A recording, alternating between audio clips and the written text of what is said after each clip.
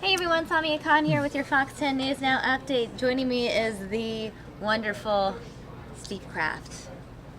Kaboom! I'm excited to have you on.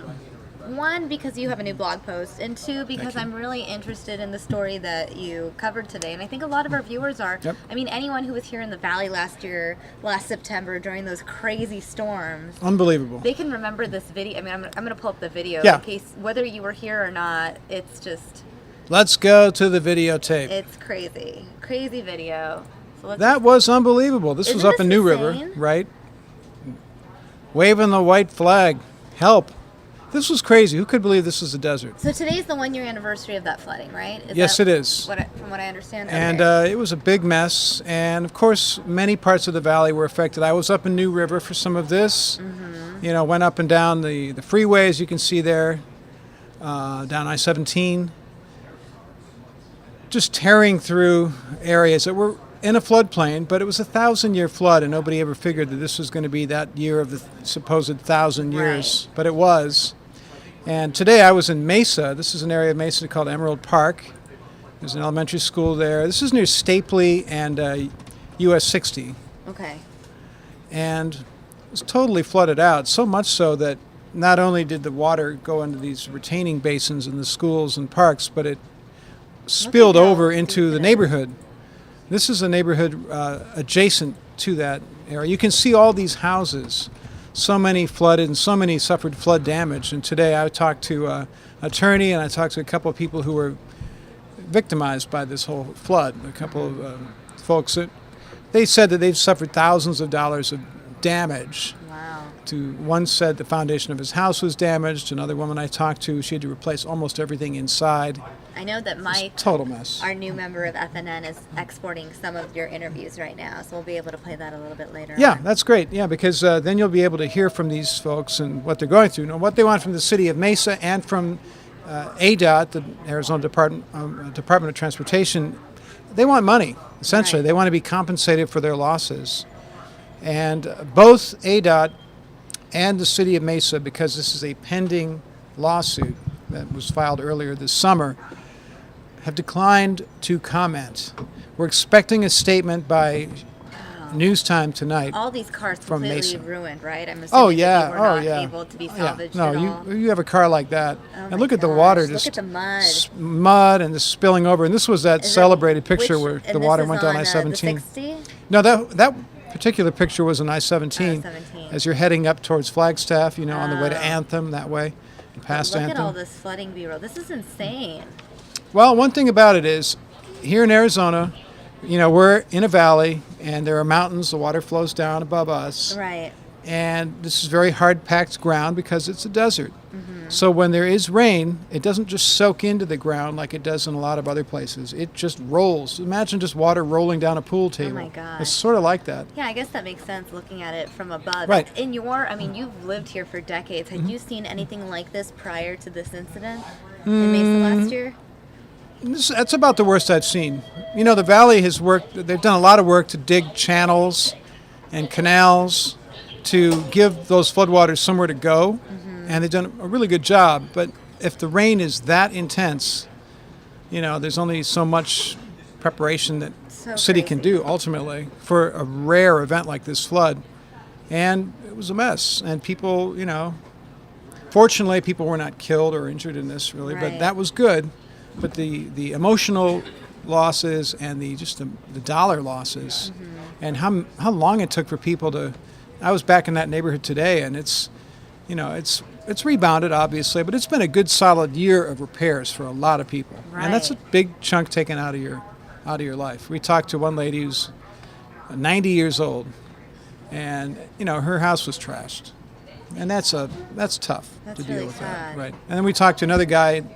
They just come home with his newborn, little baby in the house. All this happens. That's hard to deal with. Really hard to deal So with. these repairs right now, who was covering the cost of these repairs for these homeowners? Well, some people have had insurance. Some people have paid out of pocket. But what they're saying is that they feel that the city of Mesa and ADOT were negligent in that there was a poor design drainage design in which all this water from miles around all Right. kind of drained down into this one area. And it shouldn't have done that. I mean, that's what their argument is. Right. So are these homeowners all like rallying together Yes. and collectively suing? Yeah, they're seeking That's the they're plan? seeking what's called a class action, which in law means people who are, the legal term is similarly situated as plaintiffs. I mean, people who have the same sorts of complaints, suffered in the same manner, victims Right. in the same way, And look at the cost. can all band together as one group for the purposes of what we One would call lawsuit. judicial economy, Right. kind of a smart way to adjudicate or handle a case, and be members of a class. And they're seeking an unknown amount of damages. Right. You know, it's unspecified, but it's going to be, you know, that. millions of dollars It's to make them crazy. whole. Daniel Oldfield asking, do you remember when the Mill Avenue Bridge scaffolding fell into running Salt River? That was 1993-ish. I think that might have been before I got here. That was a celebrated mess. There was a time before I came to the valley where the flood control was not as sophisticated as it is today, and there were times when, you know, you couldn't get to Tempe, when the bridges would collapse and there was no way to get Wow. across the Salt River, and then people were just stuck. You know, they'd have to stay downtown. I mean, this is Wow. an area that is susceptible to floods. We're in a valley, and the ground is hard packed, and it's rocky, and the water collects and can flow very fast. And there have been some very devastating flash floods in Phoenix. You wouldn't think it. This is the most, yeah, it's so surprising Yeah. to me. I remember watching the news when I was in LA last year and seeing these kind of images come in on the news, and I'm like, that's Arizona? Yeah, It was so shocking to me. there is water, and water rolls down. I mean, gravity Right. proves that gravity works. I guess I think being outside of Arizona though, you don't really think that it rains that much here, or that It doesn't. there's as much. It doesn't, but when it does, it can rain a lot at one time. Right. You know, you can get if you get an inch or two of rain here at the same time, you can have it's pretty significant Right. flooding. I feel like if you don't live here, you don't know that Arizona has a monsoon season, though. I didn't know until I moved here. And It does, I think yeah. everyone that I talk to back home, when I'm talking about like the lightning I see, they're very You, confused. you just think of it as the Sahara Desert, right? Well, you would think of desert. I think of at least Did you think it was just a vast land of sand dunes and camels? no. No, but I've been to that part of the world where Okay. I've actually ridden on camels and Wow. sand dunes. Did you think it'd be like Lawrence of Arabia? No, I thought it would be more of like Interstate 10, like Palm Springs-esque. Oh, okay. That's what I figured. It's a little just greener, Like a a little continuation greener. of. But I mean, there's you know More what I mean? saguaros here. Yeah, they don't there- have any saguaros over And there. there's no monsoon season there. No, really. it's just this windy, right. dry. So I just assumed that was going to be Right. Phoenix, and I was very surprised this summer to learn. This is a otherwise. greener desert than up there. Right. Yeah, it's a There are different kind of trees desert. here. Yeah, it's a different kind of desert. It's not quite as. Boy, that can be such a windy and forbidding place, Palm Springs. Yeah. I'm not sure why so many people want to live there, but they do. It's a retirement community mostly. But why would you want to live there when you're so close to like the Mediterranean climate of LA? Because it's cheaper. Yeah, I It's a know, lot but it would cheaper be to retire frustrating. It would there. be frustrating to be in a place where you could drive 45 minutes and it would be 80 degrees or 75 degrees, and yet it's 108 at your house. It's about an hour and a half. All right, well, It's a little. It's a journey. it's a schlep. It's not just a. And with LA traffic, who knows? It could be 4 hours. That's true. And it's a whole separate television market. I know that. It is. Yep. Yep. Sure is. That's for sure. So, anyways, back to the flooding.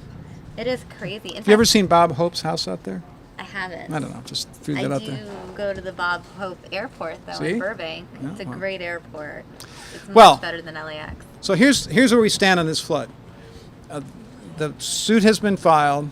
It is in legal process. It's going to take years, according to the lawyer I talked to today, to come to some sort of either settlement or find the city of Mesa and ADOT liable or not.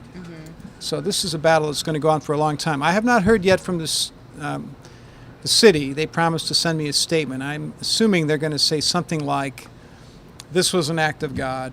It was out of our control. It was out of our control. It was a 1 in 1,000-year event. We did everything we reasonably could. And so it was kind of bad luck, and so we shouldn't be held to account for it. And ADOT hasn't given us any kind of response beyond that it's an ongoing lawsuit, so they can't comment. Well, of course they can comment if they wanted to, but they don't want to. There's not some law saying because there's a lawsuit going, you're not allowed to talk about it. But lots of times government entities or companies choose not to talk about it because there's no real advantage in talking about it. I see. So I pulled up an old story that you did last year on the flood. It's kind of like Throwback Monday. Sure is. Do you want to watch your story from last year? Roll them. I'm going to just pull this up. Give me a second, guys. I got to cue it up for you. Perfect. Let's watch. Some of the homes in this Mesa neighborhood have basements. They took the biggest hit. It was pretty bad. We got completely flooded down there. Had to take out all our furniture upstairs. We were actually living in our living room for 2 weeks. The water was ankle deep. The old carpet in the basement is now gone, replaced by tile. All this in a neighborhood designed to keep water out. Emerald Park is like a giant bowl. It's designed to retain water. It's hard to believe when it flooded, the water was way over where I'm standing right now. I would have been underwater. Will this mess lead to a wave of lawsuits? No one expected this type of situation. There are wrongs that can't be righted by the legal system. There are those situations. However, when you're looking at something like this, you have to look, I think, at the maintenance issues. The city of Mesa says it is not aware of any legal action, and if the city did get sued, it would not be allowed to talk about it. Well, that pretty much sums it up. At the time. And now we have the interview. I know that Mike clipped an interview that you did today. This one is with... Yes, Marie Tiedeman's her name. This is the 90-year-old woman that you are mentioned? correct. All right, let's hear what she had to say. We had a $4,000 carpet in here. We don't have that anymore. Now I'm rolling. Alrighty. Well, just look at me. Tell me your first and last name and how you spell it. My real name is Marie Tiedemann, T as in Tom, Ederman. Okay. So, how much have you suffered because of this flood? I have suffered exactly 100%. 100%. Because my grandson lives in Phoenix. He's taken care of everything. He talked to the attorney. My daughter lives on McKellips and she has health issues. How bad was this flood? How bad? There isn't a word to really describe it. Because as I say, everything went. Everything went in here. In all the rooms and everything. And to be taken out of the windows and in that little raft, I was in such shock I didn't even know what was happening. How much damage did you suffer in dollars and cents? My grandson said $17,000 so far for him. And for myself, I've had to buy everything, of which I could show you the bills. Over $4,000, of which I'm having to pay. And I only draw small Social Security, so that's a big burden. Tim and Lynn are a help to me. Okay, you have a really nice neighborhood. Aww. Yeah, that's really hard. Emotionally, so it's sad, been very yeah. tough. I can only imagine. How long had she been in that home for? Oh, a long time. Yeah. Maybe like 20 years or something like that. Quite a long time. Oh my gosh. Sal saying I was working in Tolleson at the time when we had the flood. Joe Foley saying, oh, hang on, flooding anniversary. So when was this? This was exactly a year ago. That's right. Today is the 1 year anniversary, Joe Foley. And the video that we showed you earlier was so crazy. So you'll have a full report. Again, you spoke with the 90-year-old woman. Who else did you speak with? We spoke to a guy, he and his wife just had a little baby a year ago. So. And then an official of sorts? Oh, we talked to an attorney. Who's right. Handling the lawsuit. And we reached out to the city of Mesa and to ADOT, and so far they haven't commented. Right. And so your full story will be on tonight at 5:30. And then you guys can see Steve Krafft live out in the field in Mesa. All you have to do is tune in to fox10phoenix.com. Right. And watch him stream. Since I have you up here, though, Steve Krafft, I cannot let you come up here and not talk politics. Even if just for a minute or two. All right. Because I know that you have a new blog post out. Yes, I do. It's real easy to watch. I'm thinking of kind of moving past those. Really? Yeah. The cards? Yeah. Really? You're going to give them up? I don't know. Can I'm I thinking have about one? Can you sign it? We can have it as, Just put we'll it up add there? it to our backdrop of Yeah, News Now. that'd be pretty cool. It's very special. We might go the tech way. We'll see. Oh, you mean put graphics on the Yeah, screen it's instead? easier to read. I know, but it's so It's you. so low tech. Yeah, I know. I know. So, Oh yeah, this that's. is kind of cool. I want Yeah. to let's just pull up your Facebook page and We were on the way back from our assignment today, and we ran into this over by Sky Harbor. How about that? Seen in Phoenix. Donald Trump, I will not vote for you. Wow. Wow. The guy's controversial. I mean, yeah. And then you did a live stream of it? No, just posted twice. I don't think the first one worked. Breaking it down election. Can Trump really win? So this is what your blog post was about today. That's right. Right. And further down from that is The video? the video, yeah. So that's the one we're going to watch. Yeah. Conventional wisdom.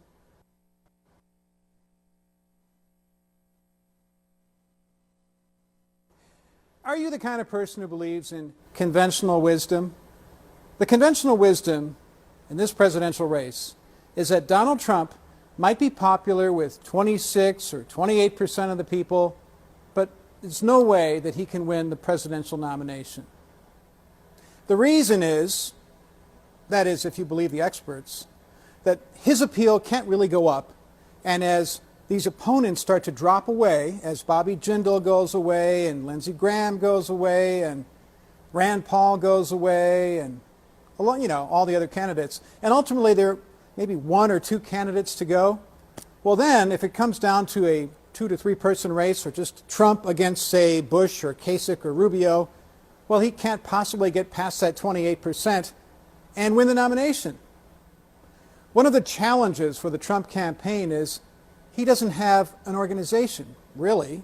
He doesn't have any endorsements. He doesn't have much of a staff on the ground in all these primary and caucus states around the country. So how's he possibly going to get past the folks who already love him to win the nomination?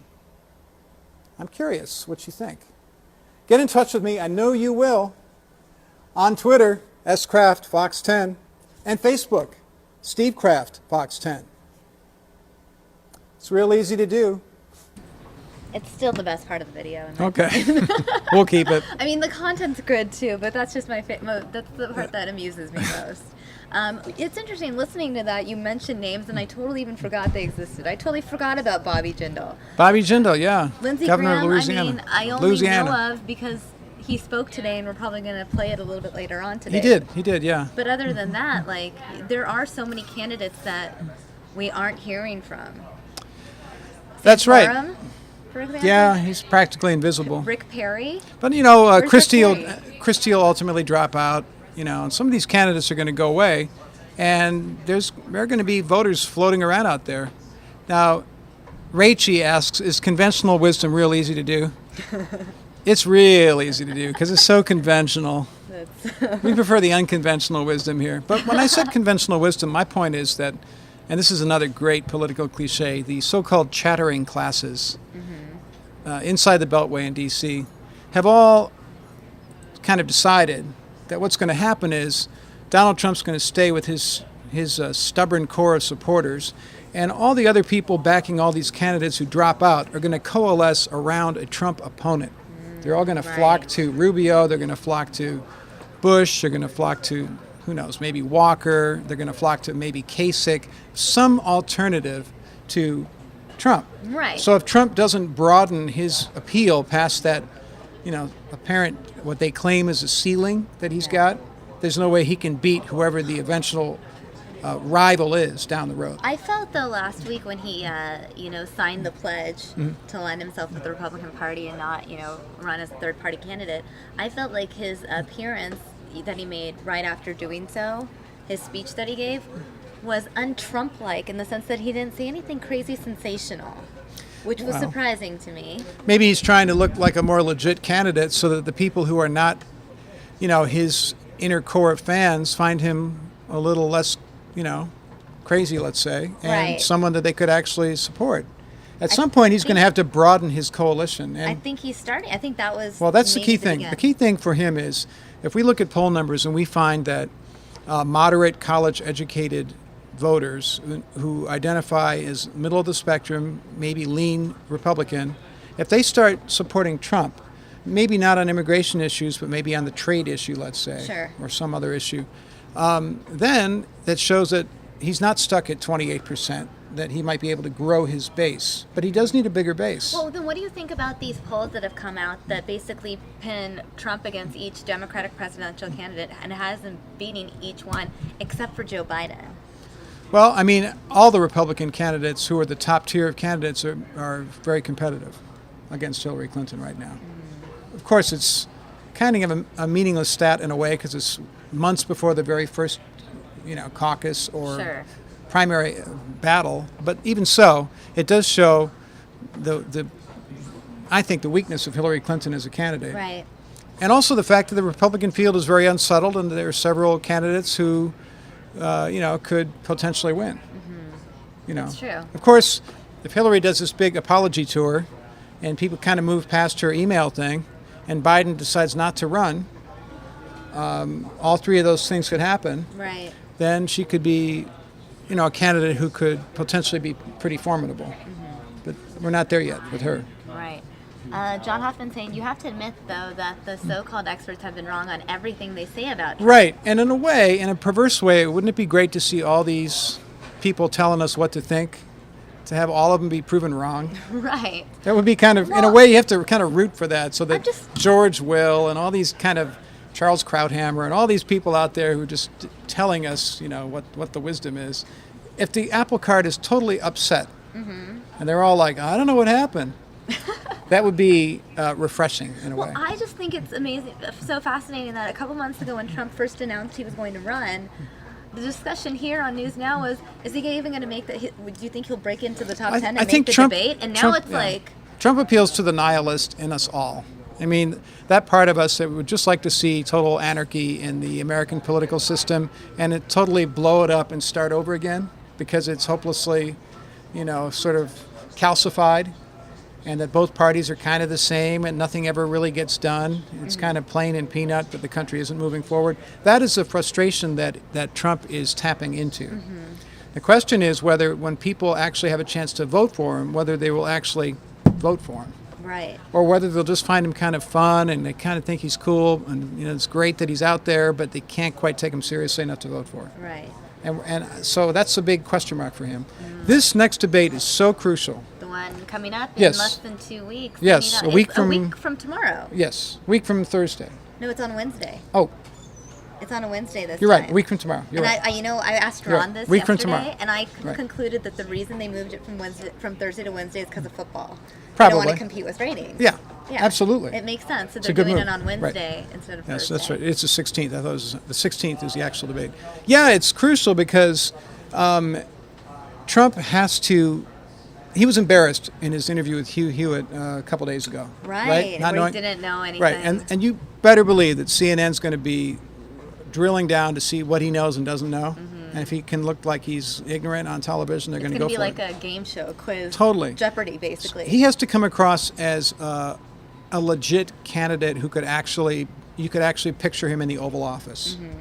That has to happen in this next debate. Sure. Week from tomorrow. And so, and keep his same irreverent style. So it doesn't look like he's sort of a brassier version of Bush, let's say, or Rubio. Can he maintain his brand and also know his stuff? That's the needle he has to thread. Right. And you're going to be there. You're going to be checking in with us again, right? It was so fun to have you in Ohio. Oh yeah, we are anticipating absolutely that we'll be there and that we'll be covering it. We'll FaceTime you. Yeah, we'll be all over it. We can follow your tweets. We Yep. love Steve 24/7. Kraft's tweets. 24/7 I we'll be on love it. the Steve Kraft's personality that's put into each tweet. Well, thanks. They're good. Well- Remember when you were tweeting Jodi Arias? That was always fun to Ooh, follow.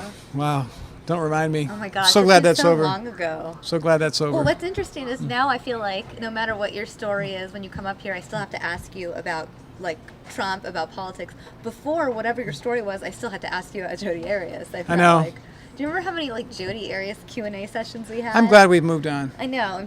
I'm just getting nostalgic. Yeah. Well, you know, after Reminiscing. intensive Good old days. bouts of therapy,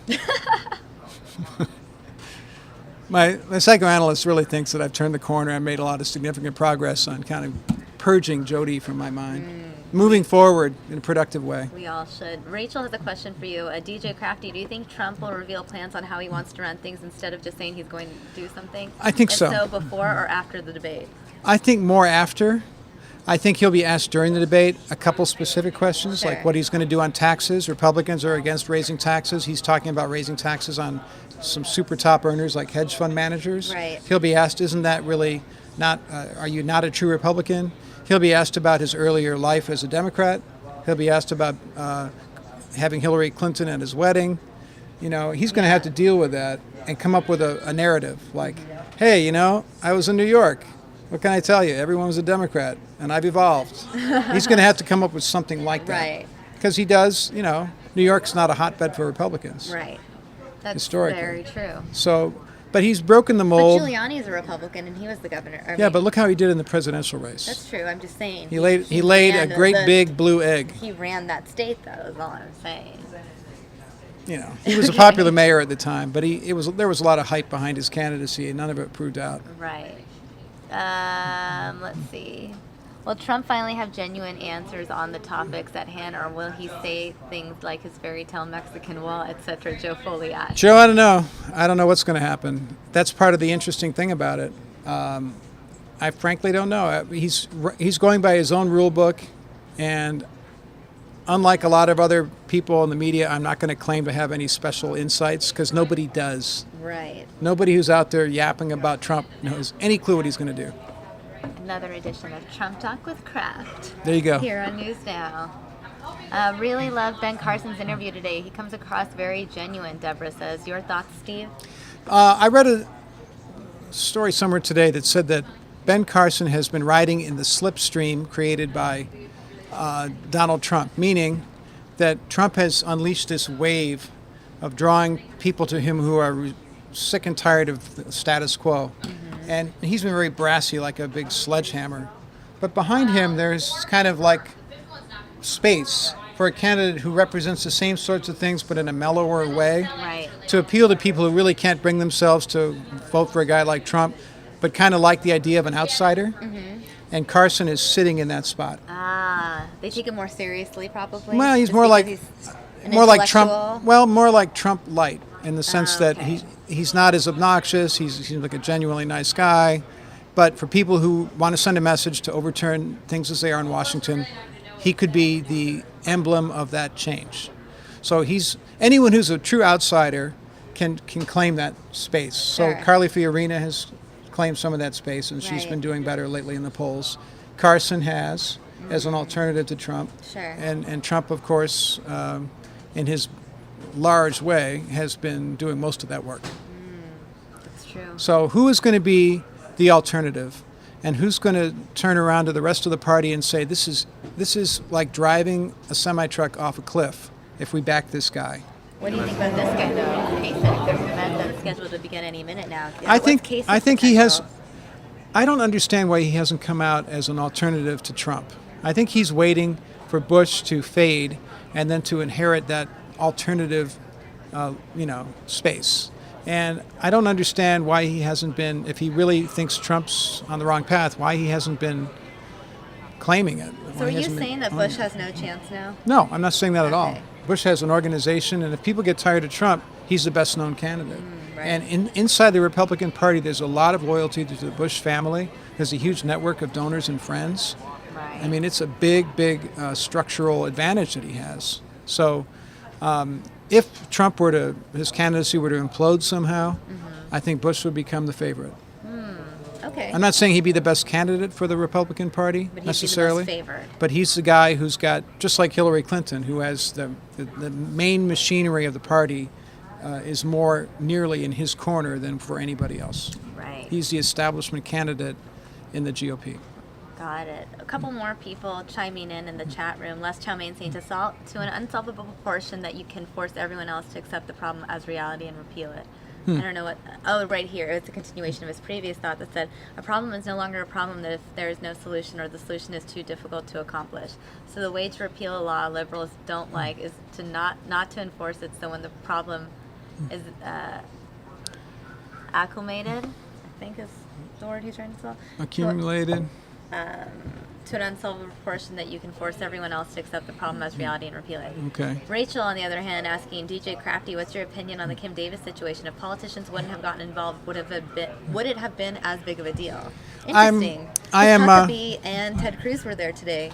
I'm reluctant to impose my opinions on anybody because they really are meaningless.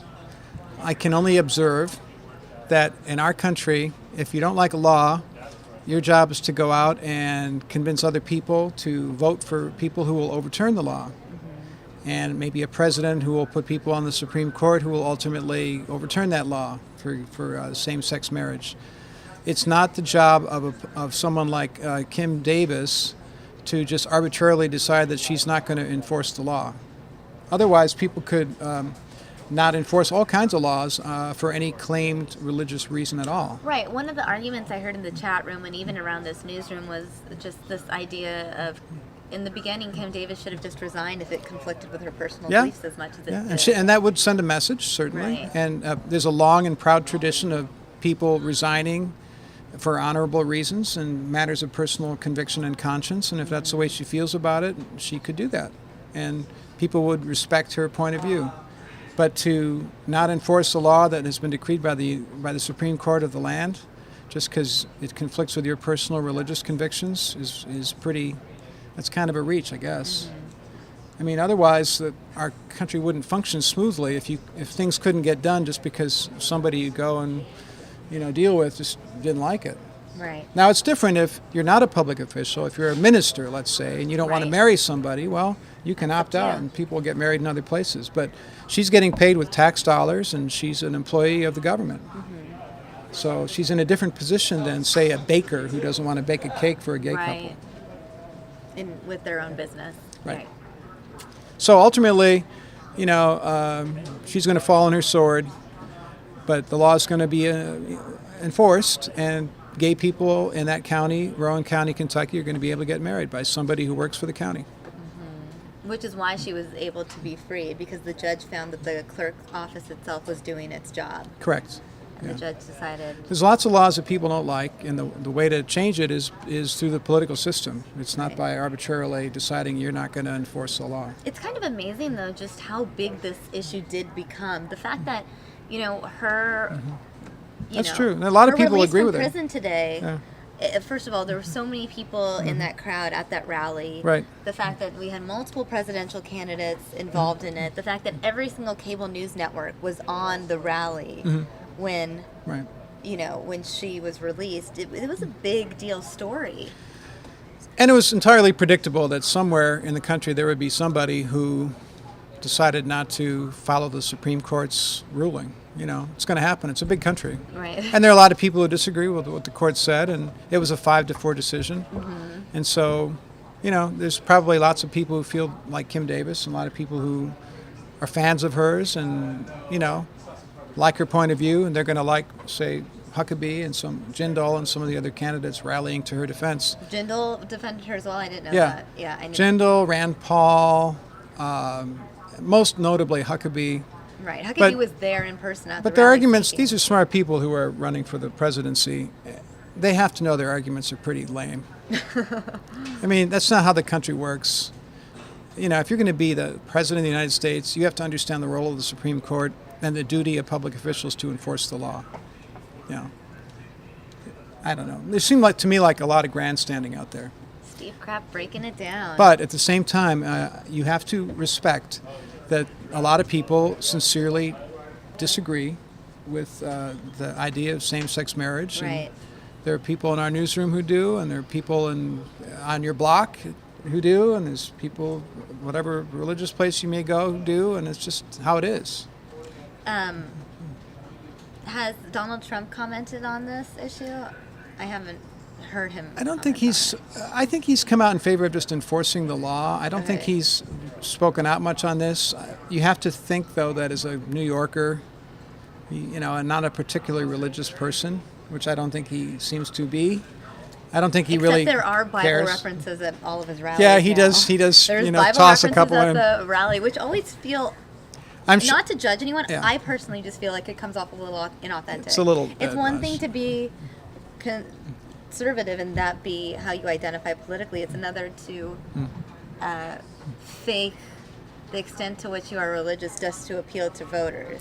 Well, But I don't know. I don't know. He's from Queens and Manhattan, New York. So. I guess I just never heard of not a Donald big Trump, deal. the religious man. Yeah. in Well, maybe previous maybe Trump that'll come out in the coverage next. prior Maybe to that'll this. come out in the next debate. True. We His shall see. secret inner spiritual life, his That's journey, true. his journey. Very true. So anyway, I got to put something together. I'm not going to be on the air. Okay. Well, thanks for stopping by. Yeah, it was cool.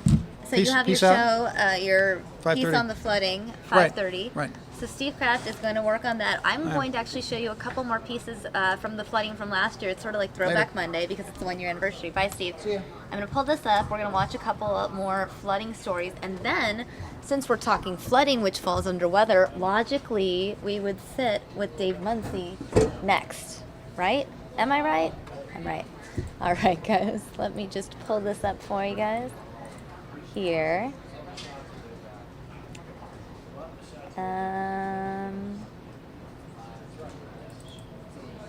Oh, here's one more interview that Krafft did from today, not from last year. And then I'll play the stories from last year. This is another person who was affected by last year's massive flood. First and last name and how you spell them. It's Cody Phelps, and that's CodyPhelps. Okay, you're doing a great job. Just look at me. Tell me how traumatic this experience was for you. It was devastating, I'll tell you that. We got done finishing remodeling the house for a baby to come late September to early October. And the night before the storm, so the 7th, we were in the hospital with labor contractions. Came home that morning, probably about 2 or 3 o'clock in the morning, with the rain starting and whatnot. Finally got to sleep, got to work the next morning, and then 2 o'clock in the afternoon we're flooded. So 4 weeks worth of living in basically a remodeled home was completely destroyed. How much did you suffer financially? Quite a bit. How much do you think dollar-wise? Probably upwards of 20 grand plus. And what kind of damage? Flooring, walls, paint, furniture, baby stuff, clothes, you name it. It was anything that was within the water is done, is gone. That's all I have to ask you. We're going to take a couple pictures of the wall here. You did a great job. And I'm rolling. All right, so that was the interview that Steve Krafft did in regards to the Mesa flooding. In case you missed the video that I was playing earlier, this video from last year is just crazy. Look at the flooding. It is insane. Absolutely ridiculous. Insane. I'm going to play a couple stories from last year, given that today is the 1 year anniversary of this flood. And then right after that, I will be joined by Mr. Dave Munsey. She's got bites all over. She gets bitten at night. Baby Tatum has a visible bite on her leg. Mom Whitney says water came right up to their door earlier this month. Now she's taking the only precaution she can think of. Usually spray her before I spray her with off before she goes to bed. You sprays up the ankles, and there we go. Philip Casallo is doing the same across the street at Emerald Park, where a pump still stands after cleaning up the floodwater. At home in Gilbert, he can't enjoy the outdoors right now. We love this time of the year when it starts cooling off to sit outside in the morning and the evenings, but we have had horrific mosquitoes since the rain. We have the floodwater mosquitoes that lay their eggs in the ground. They buried their eggs in the ground, and as soon as they become in contact with water, they hatch. Johnny Delonay with the Maricopa County Environmental Service Department explains after record rain, the county saw a record number of mosquito complaints, more than 2,000 this year, and 5 people have died from West Nile virus, which is carried by some mosquitoes in 2014. You can reduce your risk by removing all stagnant water. We have PETS dishes to replace that, make sure we replace that water in potted plants, that we're not collecting. All right, and now we have another story, the Mesa flood lawsuit, also from earlier last year. Let me give you the tour. That's pretty destroyed. Karen Gleason and her daughter Sophia take us on a tour This used to be our living room. inside their Mesa home, We lost everything. or rather, what's left of it. So this used to be your living room, now Yeah. it's gutted. This is Mom's bedroom, what you see, What it was. and this bathroom. That was my bathroom. It's really bad. It's just destroyed. Nearly 3 months after Mesa's Emerald Park retention basin overflowed, sending floodwaters into nearly 200 Mesa homes, life for many residents here is still murky. Sandbags still line walls, a haunting question still on this roof. Now about 100 residents are formally blaming the city and ADOT for what happened by filing a class action lawsuit. Well, it's shattered us. I mean, it's shattered our lives. I look around and I still see that water. I mean, it's something that just doesn't go away. Jim Laskowski is one of the plaintiffs demanding that the city of Mesa and ADOT prevent floodwaters from being diverted to his neighborhood. We want to make sure that this doesn't happen again. I mean, this was a serious catastrophic event. This is what was my bedroom. For Gleason, it's a nightmare that has her drowning in debt. She says it will cost her $70,000 to get back to where she started. You're hopeful, though, in the end, that you'll get back to this very home and have your home again. I absolutely. I don't know how I'm going to do it. I have no idea, but I have to figure it out because that's what's best for my daughter.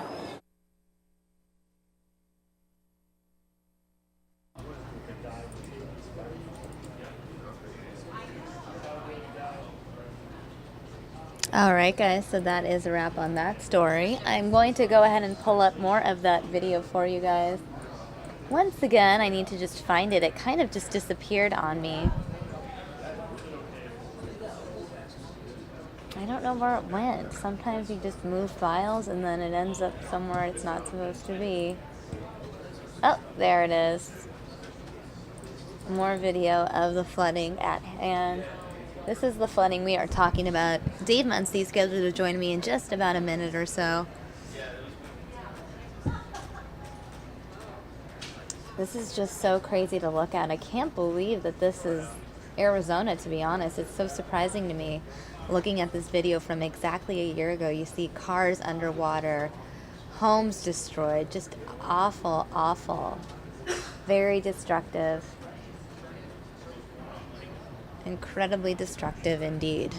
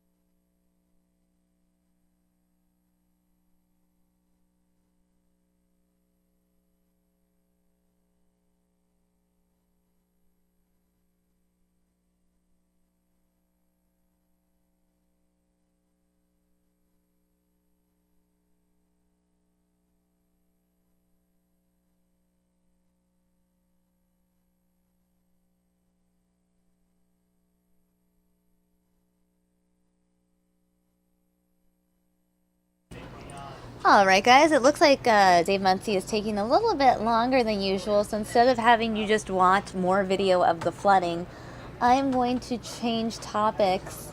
We'll get back to weather in a little bit when Dave Munsey is able to join us, but in the meantime, I'm going to play a couple stories for you sent to us from Fox National. This one is about a homeless man who was scammed by Craigslist. Oh no, how terrible. Let me just cue this up for you, and I'll be back with you in a minute. Anthony Owens told me he was simply looking for a place to call home after moving to Memphis to get a fresh start. I was actually staying like on the streets and staying with a couple of my co-workers and staying in back of my friend's van. When he got a job, he did what many people do. He searched Craigslist for a place to stay. He said if I give him $100 or $150, I can go ahead and get the keys. So it seemed like a good deal, but it turns out the Craigslist ad was posted by a former renter, not the owner. This is the owner. He said he got the key from the owner. I said, sir, I am the owner. Glenda Glency told me the bogus landlord is the former tenant who she planned to evict for not paying rent.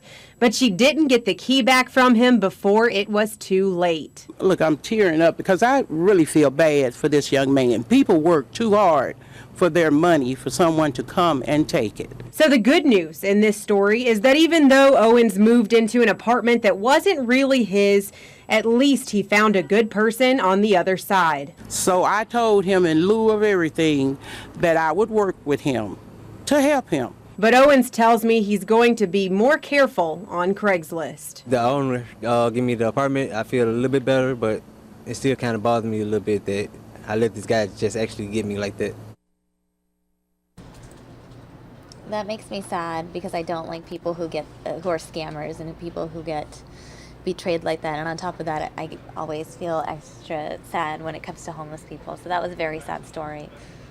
So what I'm going to do now to contrast that sad story is play a happy story. Good Samaritans help cop take down an attacker out of Florida. Maybe this will lift everyone's spirits after that sad story we just watched. We're all strangers who didn't even know Deputy Mike Walsh couldn't drive by without stopping to help, making sure the deputy would go home to his family that day. I seen an officer, a motorcycle officer, pull over a guy. George Cooper kept an eye on Deputy Mike Walsh as he pulled over Corey Johnson. Johnson had just blew through a stop sign and almost hit the deputy, but Cooper didn't expect what happened next. And then the guy slammed the door out on him, and then he jumped out and just started wailing, hitting him across the head and just beating him. The two were in the roadway at Winter Lake Road at Camellia Road. Cooper didn't let a torn ACL stop him from running to help. I wasn't thinking about my safety.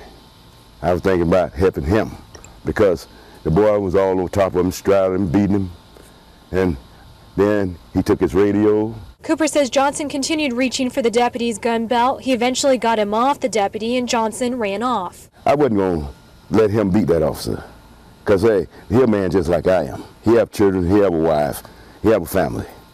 And, hey, I want him to be able to go home to his family like I come home to my family. Cooper wasn't the only one who stopped. I just stopped my truck in the middle of the road. Antonio Velazquez, Cooper, and a third Good Samaritan rushed to stop Johnson and help Deputy Walsh. I just know I had to help him because I know he's in trouble already. Velazquez caught up to Johnson. I kicked him and he fell down. The three men worked together until other deputies showed up and arrested Johnson. It's a moment they'll never forget, and one they would repeat in a heartbeat. It don't matter what color you are, your race, your creed.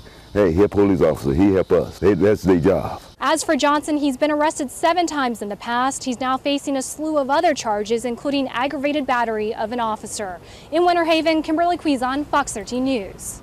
All right, Kimberly, thank you for that story. I'm going to play a couple more stories for you from Fox National before Mr. Dave Munsey arrives. I do see that he's now officially at his weather desk, meaning he should be here in a minute or so. So what I'm going to do is play this story about the tiger that was found recovering in California. Little tiger cub, he arrived here this morning at Lions, Tigers, and Bears. You can see him right there relaxing in the shade. And though he may look healthy, he's actually going to begin a road to recovery.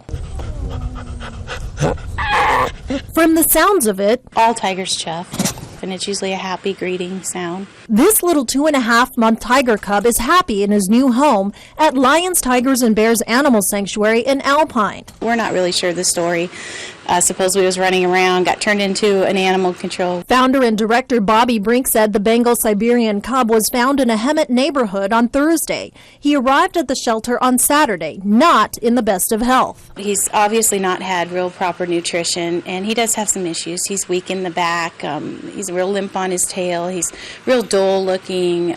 He's got a hernia. The little guy was even declawed. It's illegal in the state of California to declaw a tiger. So I don't know who did it and why, but they did. And now he's going to have pain, most likely for the rest of his life. Brink said the cub was bred in captivity, which is why it's likely he's been crying for his mom. Yanked from his mother by a person, so now he doesn't even have his sibling to play with. And Brink said this is a time when he needs his family the most.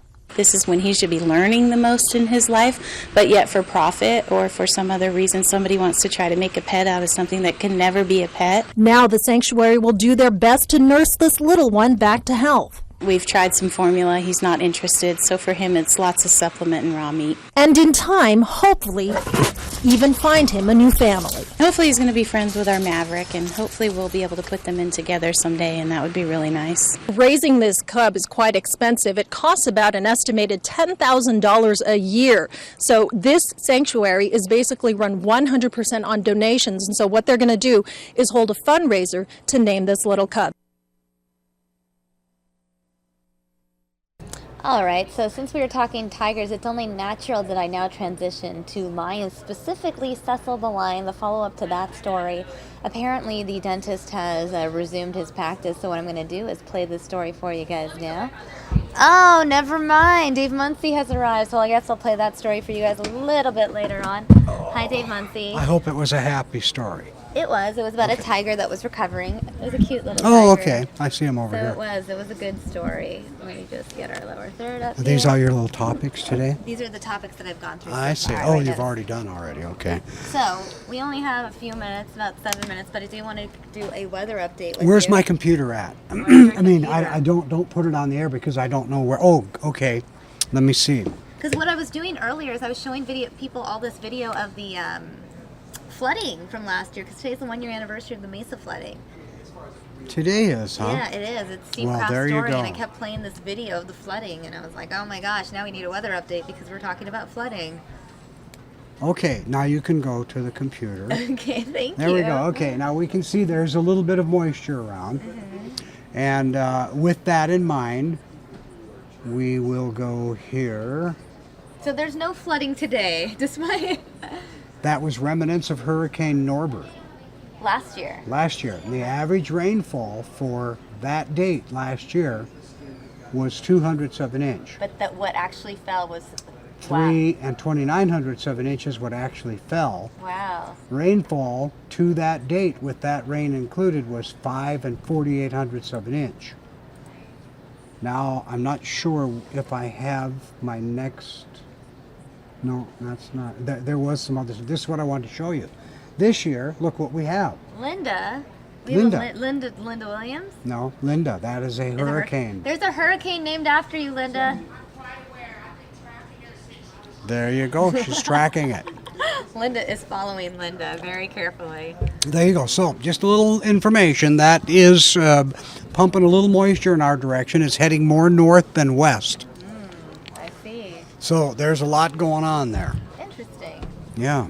Huh. So that's Linda. So that's where any rainfall in Arizona. Next is a couple of result days, of yeah, Linda. little chance, rain chances go up over the next couple of days. But remember, we had been forecasting 1.7, 1.8 for Friday, Saturday, Sunday. Not we brought happening that. anymore? Well, we're still forecasting the numbers to go up, but not quite that far. Maybe a 1.4, 1.5. We'll see when the new forecast comes out as to what we're going to do there. Joe Foley in the UK saying, Mr. Munsey, we're still waiting for a behind-the-scenes weather report. A what now? A behind-the-scenes weather report. For. I don't know, Joe Foley. Oh, I see. That's what he's saying. Yeah, well, chance of rain. How's that? That's about as behind the scenes as I can get. Do you want to look at some of this video I was showing them earlier? Yeah, I think the chances of rain are going to go up tomorrow more than they are tonight. But there is a chance of rain for tonight. In fact, over the next couple of days, we have a little chance of rain. Look at this video of the flooding last year, though. Oh yeah. Oh no, it was devastating. Crazy to me. Looking Yeah, at it was an amazing amount of amazing amount of rain, and amazing amount of money lost in all of the city. But look at that. Yeah, the freeway system shut down. It just kept coming and coming. My house was flooding. And you're in Tempe. And I was in Tempe, and I'm not sure, we didn't see the amount they had in Tempe. They had over 5 inches in Chandler, over 4.5 inches in Mesa. This is crazy. Yeah, it looks like Katrina. I know. And When it's you look at that Arizona. stuff. We're not Yeah. even below sea level here. It was pretty crazy video, so I just wanted to show you that. Okay. Like a throwback, remind you of what once was. Okay. Okay, I'm going to run. You're gonna run? Yeah, I have to do. You're busy today because of the holiday. Well, I'm doing Anniversary. radio weather too. I have to do weather for the radio station, so I'll do that, and then I'll check back with you, and we'll see. You have some stuff you're going to be running at 3:30. Yeah, we're gonna be doing a sports update with Jude at 3:30. Okay. Then Jeff is supposed to join for Tech Talk at 3:45. Then Okay. Linda's supposed to join at 4. Well, there you go. You have We will a full see. schedule. We will see. So we'll Unless see if we there's can breaking sneak me news, back in. If Unless there's breaking news, everyone gets tossed aside. okay, we'll Right see now, what we can nothing's do. breaking. I mean, I know John Kasich is Right. speaking, and there's another event at the Brookings Institute that John McCain is at, but nothing's breaking right now. Okay. Do you want to watch one story? We'll have Okay, you up I here? will do that. It's about Cecil the Lion, and the fact Oh. that the dentist is now back in business. So I'm going to play this story. You remember this story. Cecil the Lion hunted in Africa, poached and killed.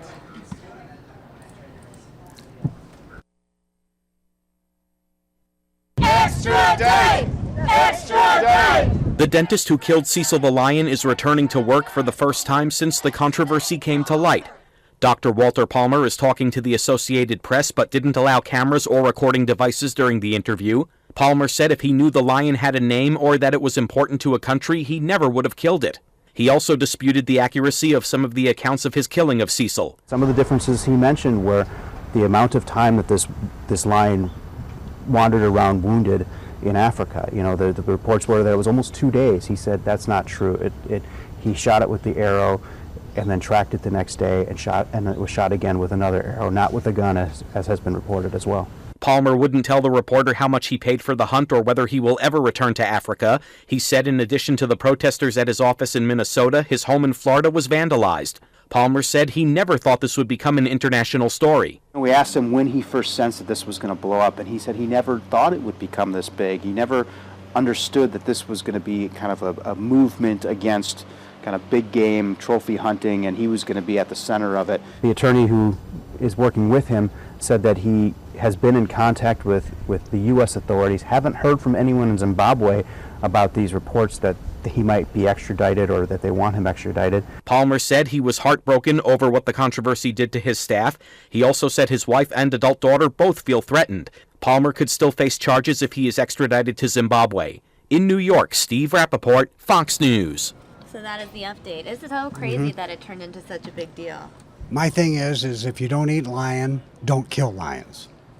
Well said. There you go. Well said, Dave. That should end it. Thanks for stopping by. Okay, thanks. Keep us posted if I there's understand any he's looking for the Lion King now, so we better watch out for this guy. I'll see you later. Bye, Dave Munsey. Thank you for the water. All right, guys. Next up, from weather to sports, we're going to have a special appearance by Jude LaCava, our sportscaster, because I want to talk to him about a couple different things in the world of sports.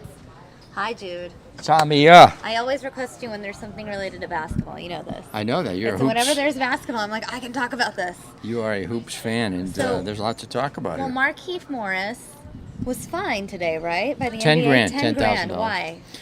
Well, his desire to be traded. There's a certain conduct policy, and he tweeted out his wish to be He traded. sent a tweet out. When was that? This was a good couple of weeks back when his brother, in the days after his brother was traded, Marcus, to the Detroit Pistons. But I think that, what's happening right now is that he's trying to force the hand, and there you see it right here. there. So I'll pull this up for the viewers. so Public they can- statement detrimental to the NBA, and Yeah. that again is a tweet that went out, and his desire to be traded by the Suns. I'm gonna go ahead and pull My this up future right will here. not be in Phoenix. That is all back to the grind. And what's interesting is most basketball players in their Twitter bio have some description of the team they're associated with or something. There's nothing here. Yeah, and I'm not surprised. It's another statement that he's trying to make, like, I don't want to be here. Yeah. I don't like the way this has gone for my brother and myself. But let's also look at the Suns' perspective. I mean, these guys are in the midst of a legal conflict involving a brawl that happened last winter. If you remember, Marcus was screaming at his coach in the huddle last season, and I really felt at that time Marcus should have been suspended a game. You just don't do that to a quality coach or any coach like Jeff Hornacek. Yeah, he seems so nice. Yeah, he's a longtime Sun. He's a fan favorite, played for the Suns. But what's even more upsetting is that, you're getting paid a lot of money. You're playing in the NBA. And why do you want to air your dirty laundry and say, I no longer have a desire to play here? That's why you have an agent. That's why you backlog or, you go the back street here on deals and you say, look, Markieff's not happy. Lon Babby, Robert Sarver, Ryan McDonough. Let's find a place. Let's that way you've got a little bit of leverage. Markieff is a talented player. He can give you 15, 16 points a game. He's not a very good defender. He can rebound when he wants to, but he's a good scorer. I think he can help a good team off the bench. But you don't want to. You've also hurt your son's team, and you've hurt him this way. Oh, everybody knows Markieff wants to get out of there, so we're going to give you less instead of more on a potential trade. So that he's done he's hurt himself, and then the team can't maximize. That's right. His value. The value of his trade. Even this from last month, Only Speaking Real Facts, he retweeted Sirius XM NBA radio talking about how Archie Goodwin was talking about the rumors that Markieff Morris wants out of Phoenix, and Markieff is like only speaking real facts. Yes. So he's making it very clear how he feels. And then I guess you could say the most recent one was last week. My future will not be in Phoenix. And then the statement today. And then he retweets this. What's interesting is that he retweets him getting in trouble almost. I find this to be interesting. I do, and did you hear about... He retweets Fox Sports. He also put out a tweet with a photo of Kanye West, and then he deleted it. Oh, I don't know really? if you're aware of that. I didn't see that. It's just... What did that have?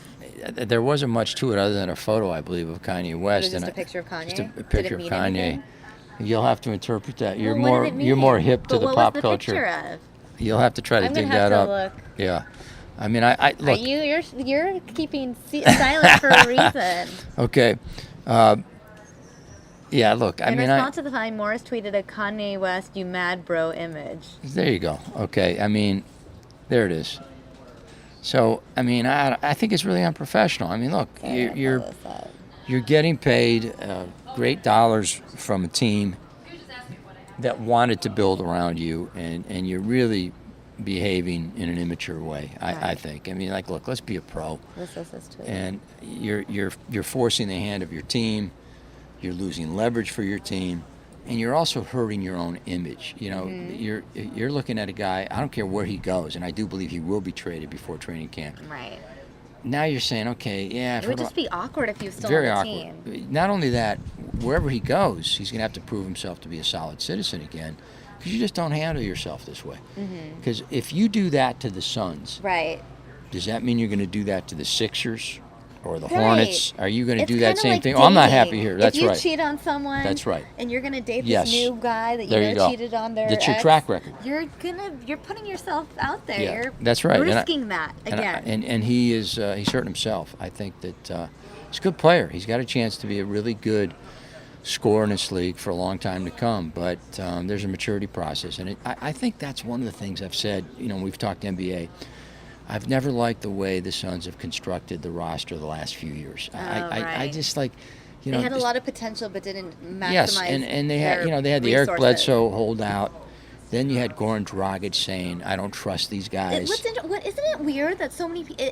Because you don't hear about basketball players acting like this very often, wanting out. But I feel like the ones that we have heard of in the last year have been attached to the Suns. It's been a rough 5 years. They haven't made the playoffs. They've had it's been a bit of a turnstile. Let's face it. A lot of players coming and going. They need stability. They need a group of players, 2, 3, 4 players that they keep together for the next few years and build around that. And I still think they're a fringe team in terms of maybe an 8, 9, 10 seed in the West. So they have a lot to prove. I would have to say right now, though, Markieff is going to be a priority. Wow. What can they get from Markieff Morris? And I do know of a couple teams that are interested, but let's see what they do between now and training camp. And the other topic I wanted to bring up with you, I know you've probably already talked about it here on News Now, maybe in the evening, but we added another Trojan to the Cardinals, and I was really excited. Now, if you go to my Twitter page at Jude Fox10, I've got Carson Palmer talking about Matt Barkley. Oh. And this was from today. Oh, this is an exclusive. I didn't even know this. Yes. This is so exciting. You can go down and you're going to see a Instagram video. Yes, and here it is right here. Cool. If you'd like to pull it up and play it for your well, fine I'm a audience. Trojan, so this is very exciting for me. This was just about we all went to 2 hours ago. It's very pretty exciting. I mean, here you go. Let's watch. We can't hear anything right now. I think you have to tap the video or tap the oh, maybe. I don't hear anything. Huh. Let me see if I can play this for you. How come it won't play? Oh, it's because I haven't. Because the viewers are still looking at us. That's awkward. That explains it right there. That didn't happen, guys. Except it did, and now it's officially on camera forever. So let's go ahead and listen. I've worked with him a little bit in the past. And know he's got a passion for the game, which is extremely important thing for a quarterback to have. He's very bright. He's very coachable. He's athletic. He wants to work with him. I've worked with him a little bit in the past, and know he's got a passion for the game, which is extremely important thing for a quarterback to have. He's very bright. He's very coachable. He's athletic. He wants to work with him. I've worked with him a little bit in the past, and know he's got. I see your school is that for many decades it was running back you and Anthony Davis, O.J. Simpson, Charles White. I mean, they were a long. I had to get the juice in there. As a football player, we're not passing moral judgment, but I will say this. In the last 10, 15 years, quarterbacks come out it's of USC. Quarterback you. I mean, look, Matt Leinart, Carson Palmer, and how do they Matt all have Barkley. Arizona? Or how do they all end up in Arizona? It's funny. I think these guys all want to get back to the sunshine, when they head back to Philly or wherever the case may be. I mean, you got Barkley, you got Carson Palmer. Yes. Matt Leinart was Matt Leinart was a Heisman Trophy winner, played here, was drafted by the Cardinals. And I find this interesting because what's happening, too, is that without getting into X's and O's, is that USC runs a pro set offense. They've got a tremendous amount of talent around these quarterbacks, and they do very well on the collegiate level. And many of these guys get a ton of starts. Let's not forget about Mark Sanchez as well. Right. I'm just saying Mark Sanchez didn't come here. Right. That's all I'm but, saying. Yeah, they've had a but nice success of producing quarterbacks that are quarterbacks on really NFL rosters. Years. So I think I think Matt Barkley is going to be an interesting project. And if you look at what happened here, and a lot of people say, well, what happened with Logan Thomas and Phillip Sims? Well, it's as simple as this. They believe that Matt Barkley has better potential. They believe that Matt Barkley, if given a chance to learn this system under Bruce Arians, can be a very good backup someday. And they need backups. I mean, we know what happened last year when Ryan Lindley, who was third string, actually played late in the season in key games. Right. So I think that they see a guy that has a high football IQ, that can process information. In the words of Steve Keim, he's mentally tough. He understands the pro system, and given time, he's got a chance. Or you don't make a trade like this and you don't cut loose Phillip Sims and Logan Thomas. So it is interesting. 2 USC quarterbacks and Carson Palmer and Matt Barkley on the roster. And he's got a chance. He's a big kid. He's 6'2", 6'3", about 230. Arians likes big, physical quarterbacks. And he's been in the league for a couple of years. I never thought he fit Chip Kelly's up-tempo spread system in Philadelphia. And he gets a chance out here. And it's more of a reason for me to check out a Cardinals game. There you go. Because I've seen Barkley Plenty of play. Trojans, yeah. I've gone to many games where Barkley played at USC. Yeah, no, I think it's fun, and I think he gets a shot out here. And I would want to learn with the likes of Bruce Arians and Tom Moore and their assistant coaches. They really, I consider them in the top third when it comes to working with quarterbacks and knowing what they're doing. These guys are exceptional. Here's one of your Les Chow Mein. I'm so sick of the tired sons mistreating the players, especially since Ryan McDonough was hired. He's an analytical geek who has very poor interpersonal skills. Reality is not the film Moneyball. That's a good movie, though. It's a very good The movie. Moneyball is Yeah, I mean, great. I think Ryan is a sharp guy. I do think he has to kind of. I've always said, I would love to have Ryan as my assistant GM, and then I'd like to have a veteran GM that's been in the league like 10, 15 years above him. And these guys can work together. Somebody that knows the other GM, somebody that really knows the league.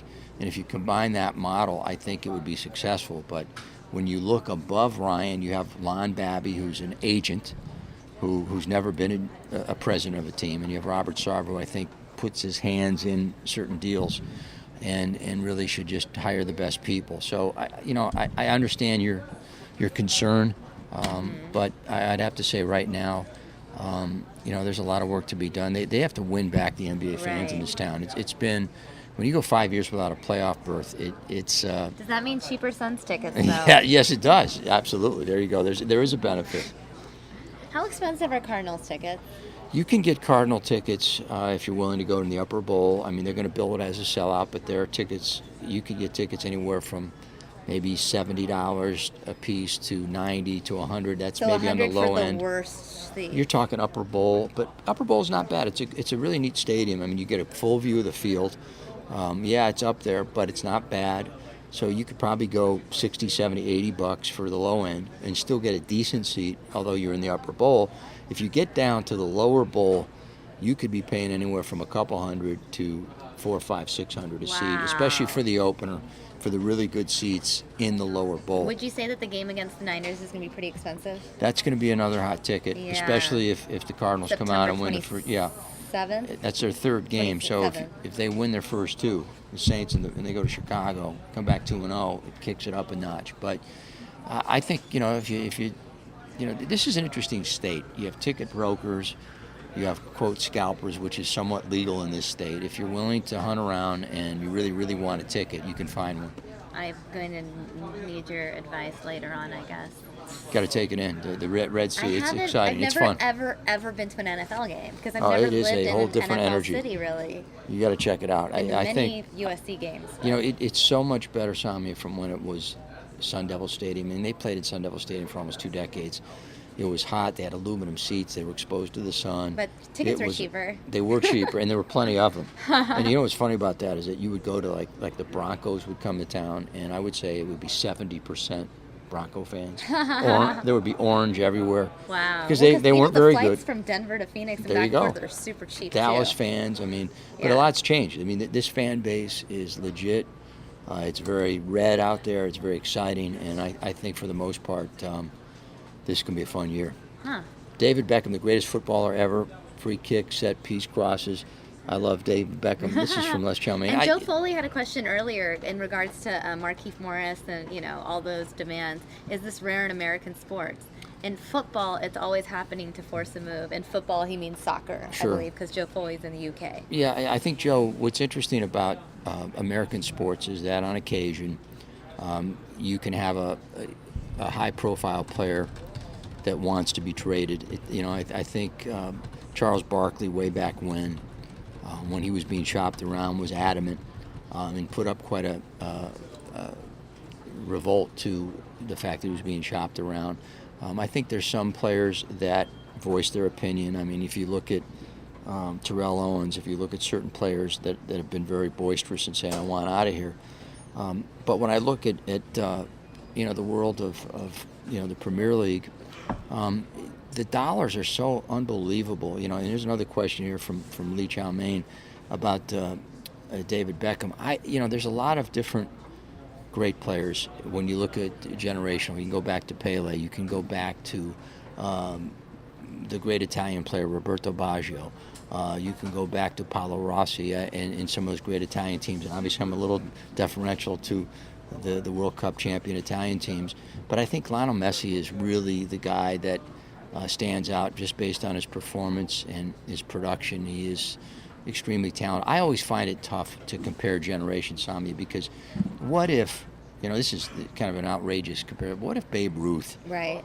had all of the nutritional information, the weight training, Right, that they do now. the vitamin supplements, everything that goes with it that they have now? Where would his numbers have been? Interesting. What if you look, that's why it's so tough to compare generations. If I look at Pele, who everybody believes was the greatest soccer player ever, again, that was a good 35, 40 years ago. Now you say, okay, give him all of the advantages. The training techniques are so sophisticated today. The plyometrics, the conditioning, the ability to monitor the diagnostics in monitoring fatigue and the blood testing, everything that goes on out there. So it's really tough to compare generations. But you do know greatness per generation. And I'd have to say Messi is by far the most dynamic player in the world today. All right. Well, Jude, I think you answered everyone's questions. You answered my questions regarding basketball and football, things I care about. And I will keep you posted You on. got the keep me posted on Markieff. And we are going to another.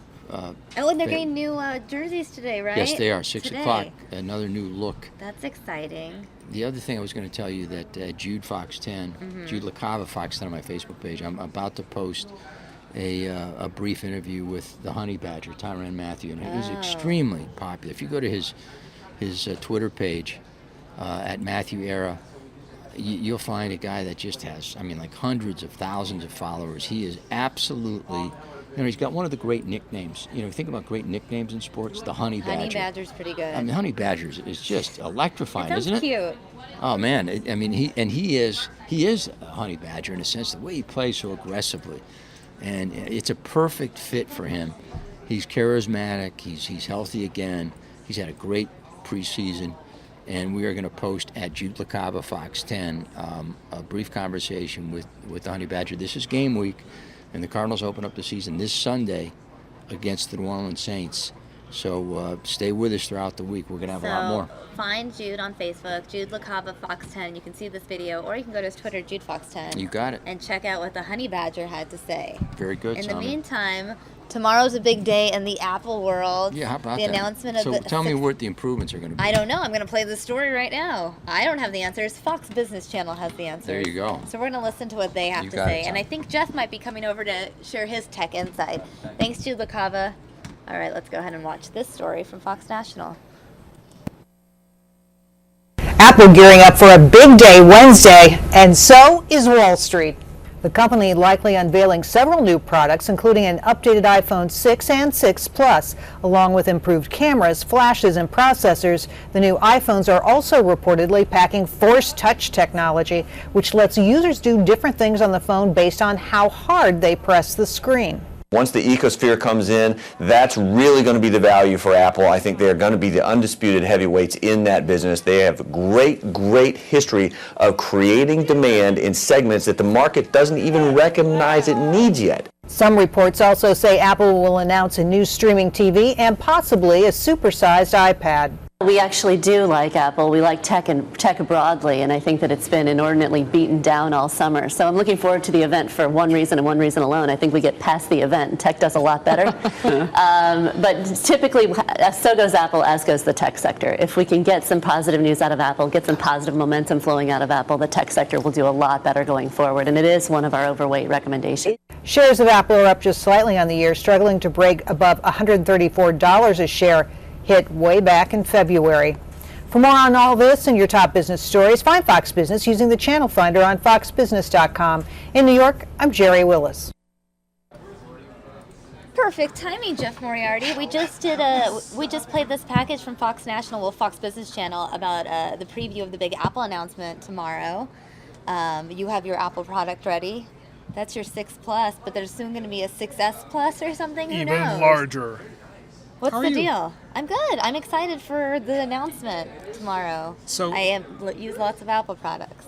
So I haven't seen the Fox business package, but let me tell you what I know or what is rumored, and then I want to show you something absolutely It's Tech Talk with Jeff. awesomely hysterical. It's not Tech Talk, but I just saw it, and I'm just like laughing my head off over here. Okay. So this is what they call their talk announcement. Apple does this thing, they do a tick and they do a talk. Tick is when they do, here's the new iPhone, here's the new iPhone 6. And then the talk is the 6S, where it's not quite as big of a deal. Right. So they figure the new iPhone is probably going to be the 6S, which has better camera. 12 megapixel is the rumor. 12? 12 megapixels. You've got What do we 8. currently have? Oh, That's about an 8. in the 6 is an 8. Yes. Okay. Now, if you really want the other tech talk, which I'm not sure we'll have time to get to, if we can, Canon's. Oh yeah, you mentioned this. Yeah, crazy 250 megapixels. So 12's pretty good, but there's still a lot bigger ones that are out there being announced. But So- anyway, yes, ma'am. Apple is going up to 12. Yes. I don't know a lot about Android devices, smartphones, but I know a lot of Android users brag about their cameras. Do those devices already have 12 megapixels or anything like that? I am not sure exactly what's in them. And then one of the other things too, though, is a lot of the Android ones, Apple is Apple. Right. But Android varies so much across a lot of the different products. It depends if you're talking to Galaxy or which one you're actually talking about. I think they're pretty much on par. They're usually a little bit ahead of Apple, so you'll probably see faster ones coming out. But I couldn't give you a breakdown on some of the models. But the other big thing that's coming out with the iPhone is iOS 9. What does this mean for us? So the big thing is supposed to be what they call sort of thinner apps and a better handling of apps and power. So What does you'll that get mean? better battery life. So, and it doesn't matter if you get the new phone or not, as long as you upgrade to iOS 9, you'll Correct. have better battery life because your apps won't consume as much battery. Exactly. I see. So usually what happens is the new iPhones will come with iOS 9 on it, and then existing iPhones, the most recent ones, can download the latest iOS and Probably put it on. the 5s and 6s is my guess. Yeah, maybe the 4, but definitely the 5s and 6s. If you've got that original iPhone yet, it's time to give that bad boy If out. you have the original iPhone, please take a picture and tweet it to me because I forgot what they look like. That'd be amazing. But that's one of the criticisms of Apple is that they don't look that much different. It's sort of like they get a little bit thinner and they kind of... But you could look But at we any don't- model and go, look, it really has it. The first one was so exciting and new. And weird. Well, it's so And- different from all other phones. Yeah, and if all they're doing is just tweaking the same thing endlessly, will it ever really be anything new? Well, that's one of the criticisms that Apple's kind of gone under. They haven't done anything really brand new in a long time. Right. So the second big announcement is expected to be the Apple TV. What's changing? Well, it's going to have a bigger processor in it. It's going to have more power, and supposedly it's going to run iOS 9. So it's going to run the same operating system as your iPhone or iPad, which means, dun dun dun, all of your games that you play. And this is a huge gaming platform.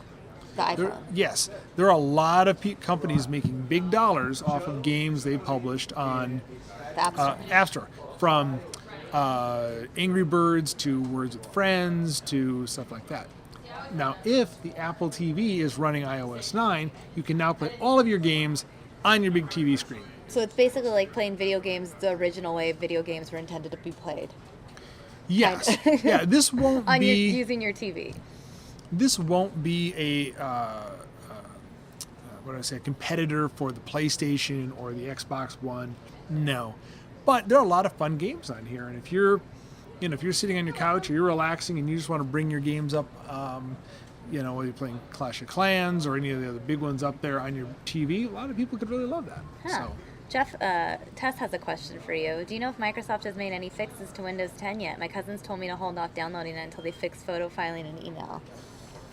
I would expect they probably have a patch out by now. I haven't looked at it.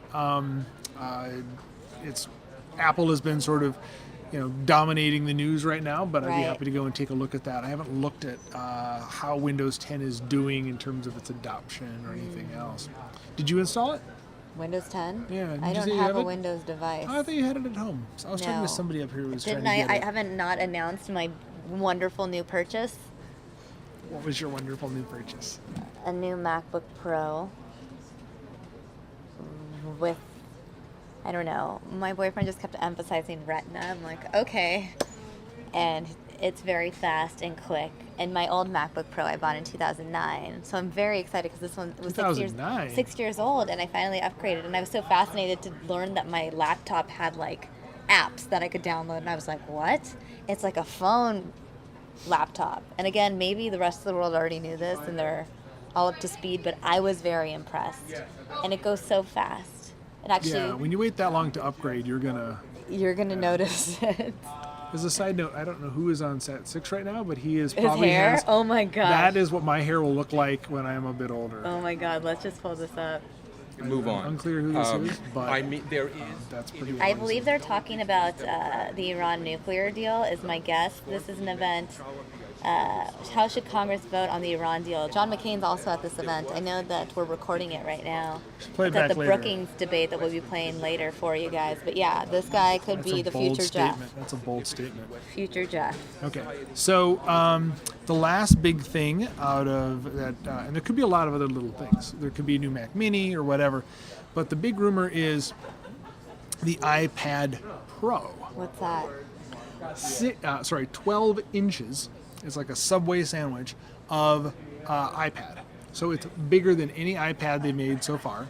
Right, my MacBook Pro is a 13 inch, so it's basically the screen of my MacBook Pro. Basically. Without the and keyboard. And it's targeted at business professionals. So if you're going to go give a presentation or you're working, you can run two apps side by side. Like one of the things on an iPad or an iPhone is you only have one app on the screen. Right. You can't divide it and say I'm going to have, like a computer. For example. You can have two different windows. You can have a browser here and then say, pages over here because you're doing a presentation. Right. So you can actually do two things at the same time. And the other totally crazy rumor, stylus. Right? No more big old, sausage. Do you like thing. stylus? I was into them in the 2000s. You've gotten over style. Yeah. I just didn't know that they were. I thought we were done with them, but. Well, maybe if it catches on again, they'll start feeling kind of stylish. Daniel Oldfield saying 12 me. inches, you would need insurance for that. I suggest having insurance for anything, speaking as someone who has shattered 3 iPhone 6 screens in 3 months.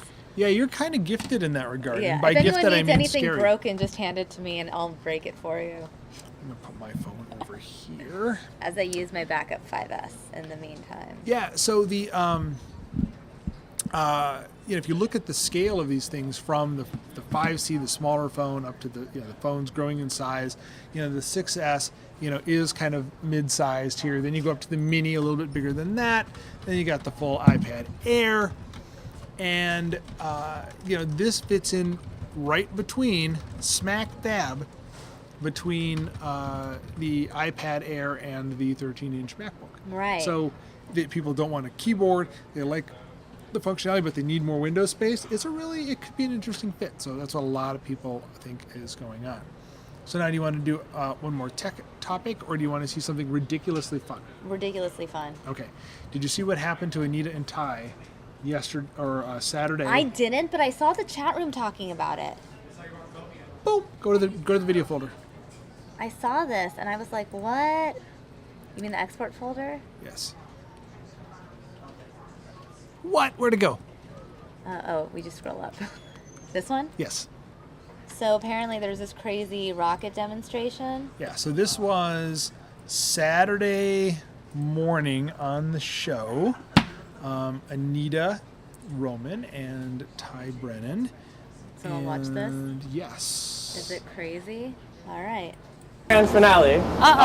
We're actually going to let you set off a high-power rocket motor. Okay. We only have a few seconds left here. Yes, we're very tight on time, Peter. And then come over here, Anita. Give you the magic button. Okay. I get the magic button. As you're setting that off, Michelle, kids can come see this at the Science Center. So, Peter will be there, see all these that we're doing Okay. this morning and talk to them about rocket science. You ready? guys ready? 3, 2, 1. Press and hold. Press and hold. Yeah. Press and hold.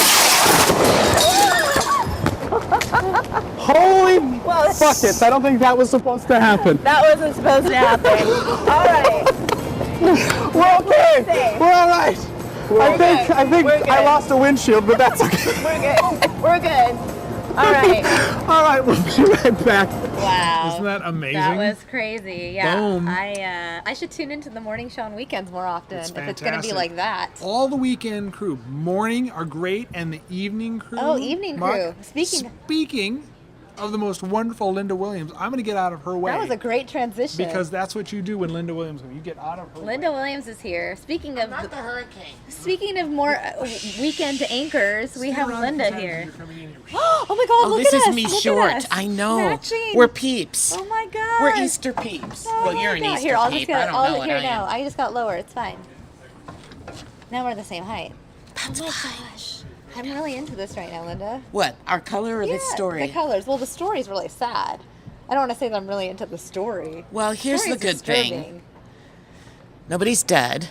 Well, that's true. If you're going to look at it optimistically. Well, you have to. When you're a reporter, you always have to go really low. Right. Set the bar low. It could be really, really bad. Yeah.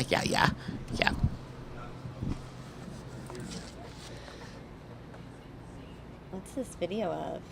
This is the area where so many things happened. Oh no. Yes, McClintock Drive and Broadway in Tempe. So we're talking about this ASU. This is the student. ASU area. I don't know if she was an ASU student. I assume she was because it was in that area and she's 18 years old. Okay. So probably a freshman if she was an ASU student. Walking really late at night. Early Monday morning, so it would have been Labor Day Monday. Like she was out late Sunday night, basically. 3 a.m. Right. Yeah. 3 a.m. I got the police report just minutes ago. Look how tiny the writing is on this. Let's show them that. Well, again. she had done, so I went through this really fast. She had been drinking, and that's the first thing I thought. Wow. By herself, walking down Broadway Road. She said she'd been drinking vodka. Someone stopped and offered her a ride. She said no thanks, kept walking. Guy pulls up in a silver car and grabs her and pulls her into the vehicle, she says. And people who heard her screaming Oh my gosh. called 911 immediately. Wow. So Tempe police rush over there. They can't find her. They can't find the car. Wow. So this is on the corner of McClintock Drive and Broadway Road. So this intersection right And this was, I think she thinks she was pulled into the car sometime shortly after 3 a.m. So they can't find her. You can imagine. They're like, okay, we've canvassed the area. We've looked everywhere. Totally. A lot of alarmed witnesses going, oh my gosh, this woman was pleading for help as this guy pulled her in. And then they get another phone call, 911, from the clerk of the Chevron station that's right on the corner of McClintock and Broadway, saying this woman has just run in here. She's distraught, disheveled, screaming, shaking, hysterical, and says she's been kidnapped. So it was her. He had taken her to some kind of storage facility, all in the same area. Storage facility. We're going to see this video right here. I cannot confirm that. I can't confirm that. Could be We had to go and shoot in the general area because they called it light industrial. And I didn't know what that meant. So we shot really broad, shot in a storage shed area, and he is charged with kidnapping and sexual abuse. So they got the guy. So let's. They got him because she's sharp. So what had happened? So even though she's a victim, she fought him like, can I say hell? She Yeah. fought like hell because when they finally got to him, he was scratched and all that. To the Shell station. After getting away from him. And then how do authorities track him down? She got his license plate number. Genius. Can you believe that? I know. Bravo. You're 18 And you're drunk. and yeah, and you you can still you remember put those yourself in numbers. danger by doing something you shouldn't be doing. I mean, my daughter's 22. She, and I'm always like, Sierra, you cannot walk late at night Right. by yourself. They're like, wow, look at all these attacks on these college campuses. So here's the suspect. Yes, he is 28 years old. He's a suspect. His name is Alan Colbert. And when you Google his name, up will come this website from the Arizona Football League. He was an MVP for this club football called the Scottsdale. It's the Scottsdale team. Okay. And so he is a football player who plays in club football here club locally. football, and he was MVP. That's the picture he's that they good. showed. He's good. Yeah. Went to, I believe, Hamilton High in Mesa. back in, I think he might have graduated in 2009. 04. You think 2000 09? Or no, 2005. He's 28. Something like that, yeah. 2004, 2005. And this is, he's now being held on $25,000 bond. Like I said, the police report says that he had scratches. She looked like she had fought, and the police report says she fought really hard to the point where he was trying to sexually assault her. You notice But says he never sexual did. abuse. Yeah. That's what he's charged with. There was no sexual assault What's the because I think she fought him so much. The police report says at one time he said, "You know what? This is not worth it," and just got frustrated and Let her go. yeah, let her go. It's like, oh my God, this just is not worth my time. So what's the difference between sexual abuse and sexual assault in this? I think in terms of abuse, they said that, he may have placed his hands under her dress. Okay, He groped her in the breast area, pulled down her bra. So that's Okay, those abuse. kinds of things. But There was not an actual she there was no continued, rape. and I usually wouldn't do this, but I'm going to read from the police report. She continued to scream and physically fight with the male. He then told her that she was not, quote, worth his time. He left her at the scene and he drove away. And that's when she ran. She ran to the storage shed area, found a fire extinguisher because she was just so freaked out and she was afraid he would come back. She found that as a weapon, and then she ran to the store. I can't imagine being 18 years old and going through something like this too. Especially let's say you do go to ASU, you're probably a freshman, you just went out to a party, you're going home. You're so young and naive still. At that age, You're I guess. 18. You're I know, 18, but when you're and 18, you think you're old, and then it's not only. And you it's know not what? until Vodka gives, vodka throws you off. There's It says that. how many shots of vodka. I think the police report 3 to 4. 3 to 4 vodka shots while at the party. She was walking home. It's just sad. And I went, and gosh, you young co-eds, you young girls, I don't want to treat you like my daughter, but you gotta be smart. Yeah. A woman stopped and offered her, this is me interviewing another 18-year-old girl who is smart. And she's, not that this woman is, and I don't want to blame the victim, but she was kind of vulnerable. But I interviewed this girl, and she said, I never walk alone at night, period. It's like kindergarten buddy system around here. Right. She goes, we're really smart. You always go with someone because you never know. They have had an assault in Tempe in broad daylight near Tempe Mills Mall. Someone grabbed a girl walking alone, pulled her in the bushes. That was it. But this guy is not that guy who did that. This guy is not, there's a sketch out there for 3 other assaults in the Tempe area. The sketch we've been showing. Everyone. Yeah, it's not that guy because that guy's obviously white and this guy is black. So you got to be smart. And this young girl who I interviewed said, we are, she goes, I'm so careful because we're a target. Yeah, it's sad. You but know, true. yeah. Let's listen to her speak the truth. It is the truth. At Broadway and McClintock, of an assault that happened there early Labor Day morning, so it would have been early Monday. I did hear about that. I heard someone got sexually assaulted, right? Yeah, sexually abused. Sexually abused, yeah. She was pulled into a car. What else did you hear? That it happened right next to my house, actually, but that's about all I know. What do you mean it happened next to your house? That's the street right next to my house, so it's kind of scary to hear that it was so close to us. What happened? Did you see a lot of police somewhere? Yeah, I saw some police, but I just got home, so that's all I saw. I saw some lights, and that's it. You just got home at about what time? Monday. I don't remember what time. It was late. Okay. Yeah. Which apartment do you live in? I live in San Marbella on McClintock and Broadway, up there. And you saw police where? There's I don't remember which corner it was. It was like each corner. Okay. All right, go ahead. You drive away. Phoenix. All right, that was the interview that Linda did with another student. Obviously, anyone out there, just don't walk alone, especially females are targets, so women out there. I don't think it matters how old you are. I suggest not walking alone at night. Always implement the buddy system. It sucks, but it's true. We are targets. On that note, let's move on to another topic. It is a story I wanted to get to this morning. I never got to it. We touched upon it yesterday. We touched upon it on Friday as well. The baby who drowned in Peoria. We've played this story for you. Well, as we learned on Sunday, I believe, Danielle Miller, very own Fox 10 reporter, did an interview with the father of the baby. He came and spoke out. We watched the brief 1.5, 2-minute piece on it, but we never watched the full interview. So what I did is I clipped the full raw interview with the father so you could hear him speak to Danielle completely unedited. So what I'm going to do is I'm going to first play for you the story that aired on Sunday night so you can be refreshed, so you know the gist of what happened with that story, and then I'll play the raw video for you right after. How does that sound? I think it sounds good. I'm answering my own question. All right, guys, give me a second while I go ahead and pull this up. All right. Enjoy. We all loved each other. We love each other. You know, we would never harm each other. Miguel Contreras still in shock after losing his 1-year-old daughter Melanie on Friday.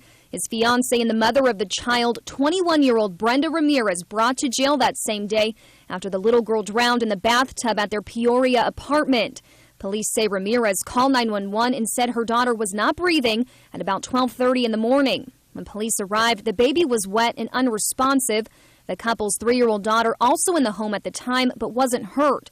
Contreras says not only did he lose his baby girl, but he's also dealing with the pain of what people have been saying about Ramirez. The things that are being said, obviously people are free to comment, but I just want them to know that she is the best person in the world. Contreras says Ramirez, who's his high school sweetheart, was the best mother.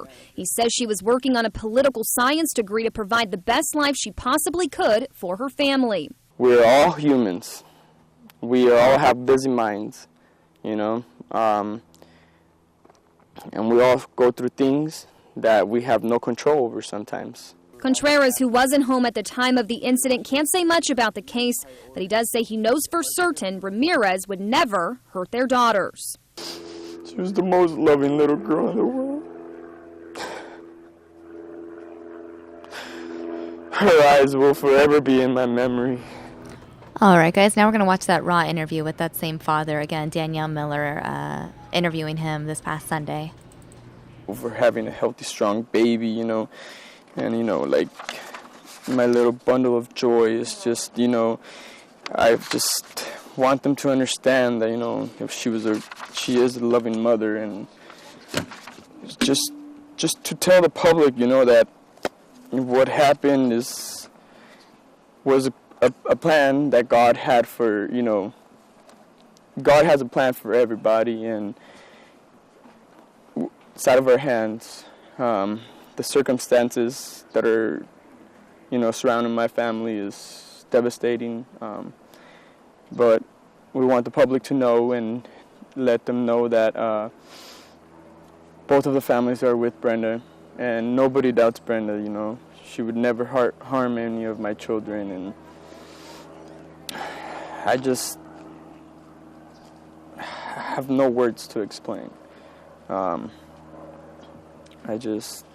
My family flew out from Mexico, and they are all here to support me and, you know, support Brenda, because obviously it was out of control. So that's just basically what I'm trying to tell the public, you know, not to be misinformed by somebody else's opinion that they obviously don't have any connection with my girl, or, you know, they have no insight, you know. So just please don't pass judgment of something that obviously the news misinterprets or just doesn't have the right facts, you know.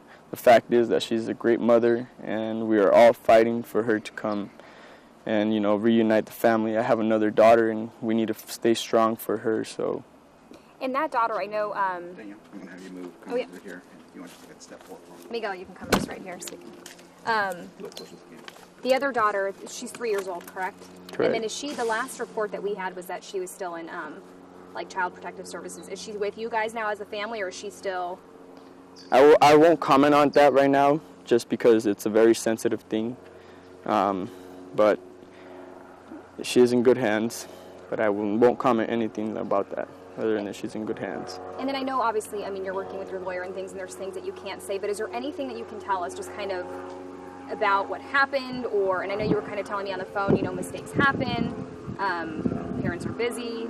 This can happen to any parent. It's not just you guys. It can happen to any family out there. Can you just tell us anything about kind of just what happened to let the public know? As to what happened, all I gotta say is we're all human.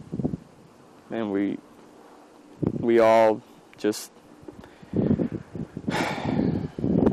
was God's plan. That's all I gotta say. God took my little angel and he gave us another reason to keep fighting forward. She's studying for political science, and I'm pursuing my criminal justice, and I want to join the military. So, you know, we're not a family of harm. We believe in God, and that's all. We're not out to seek harm to anybody. Neither is my girl. So. And then tell us a little bit about Brenda, and then just how much or how close you guys were as a family, and what type of mother she was, or. We met in 2010 in high school. You know, she interviewed me for yearbook. She, ever since the beginning, you can tell she was mother material. You know, so I went with my instincts and graduated high school. She graduated cosmetology as well, and we formed a family, and we've been happily ever after. You know, just. Being together as a family is the strongest thing right now, that I don't have Brenda and that I don't have Mary Jane with me, and Melanie, obviously, she's in heaven now. But we've always been a strong family, you know, we care about each other. We've always taught morals, you know, never to hurt anybody because karma will come back, you know. It's just, we don't believe in harming people, like, we just believe in the good of life. We believe in the system. We believe in working for the system, you know. It's just, it was a tragic thing that God had planned for us. So. And you were not home at the time. I don't believe that's what the police report said. When did you find out this news, or even? Unfortunately, I was not there. The police department did not have courtesy to tell me when I was in there. They didn't even tell me that anything happened. So when I was let know, it was just being questioned first, and then afterwards they told me the news. So it was, I feel like it was the police that, you know, prevented me from being able to know where my daughter and how my daughter's well-being is. It's just the Peoria Police Department took a different approach, you know, and it's just, it wasn't necessary. I believe it just was, it was in God's plans. And you were arrested on an unrelated charge. Can you tell us anything about that? Is there anything that you would want to say about that, or anything that? No comment. With that?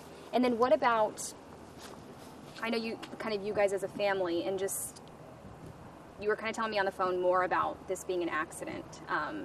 Like I said, things happen, you know.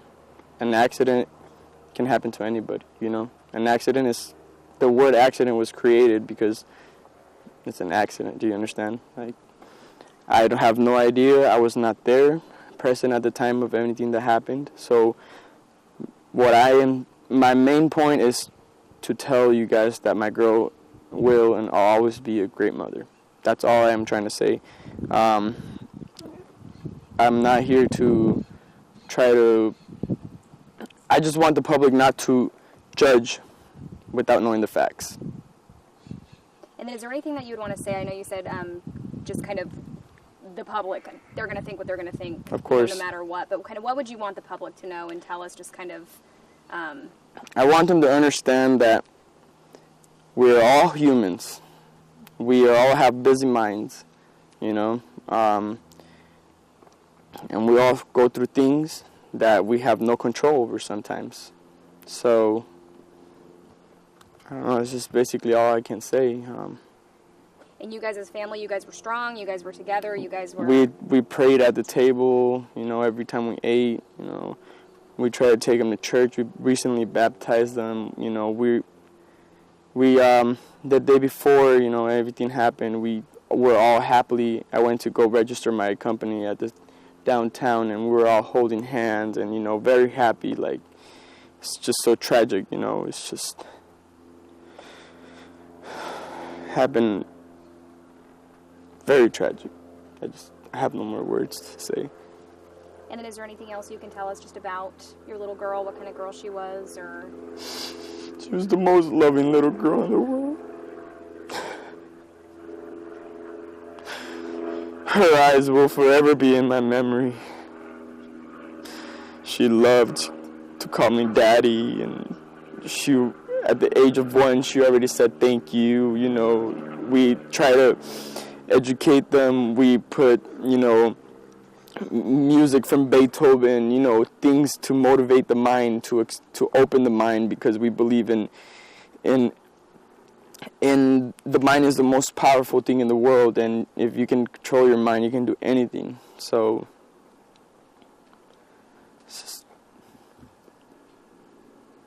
And you and your family, how are you guys overcoming? I know you said you had your family from Mexico come down here, and are you guys just obviously just rallying around each other? Well, right now, all the support is for Brenda, you know, for my family, for my little daughter, Mary Jane, so we can get her back into safe hands, and obviously, you know, let this thing go over, and, you know, just...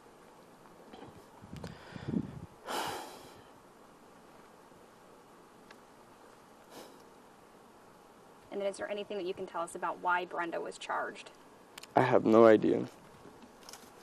I'm very limited to the information that I know, and, you know, obviously I'm not allowed to have contact, so I'm really getting put in the dark on this information, you know, but my main thing is to tell the public she was not a bad mom, she will never be a bad mom, and she's a smart girl, you know. She's going for political science, and, you know,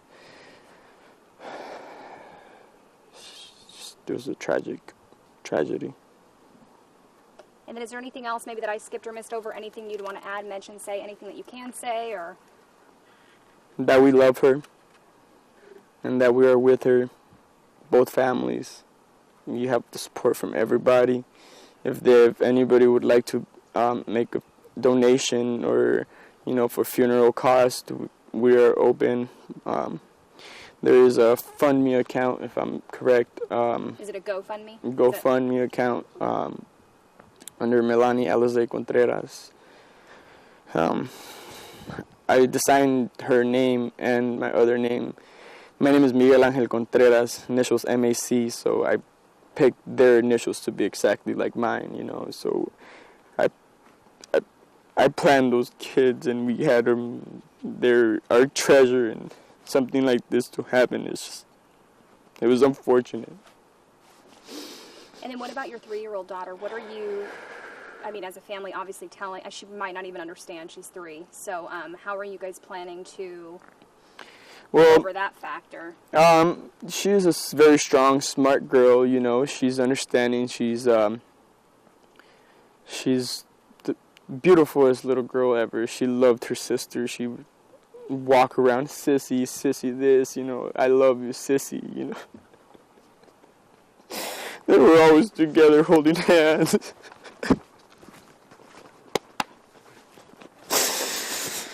They were together, and we were always together as a family, and we never separated. We were always together, and we fought, you know, to be together because we were a family, and we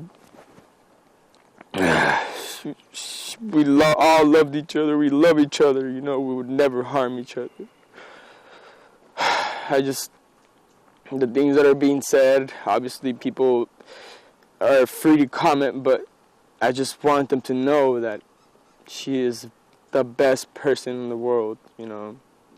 She has cosmetology license, you know, like she has certificates from things she's done, you know, like she's a very accomplished girl, and, you know,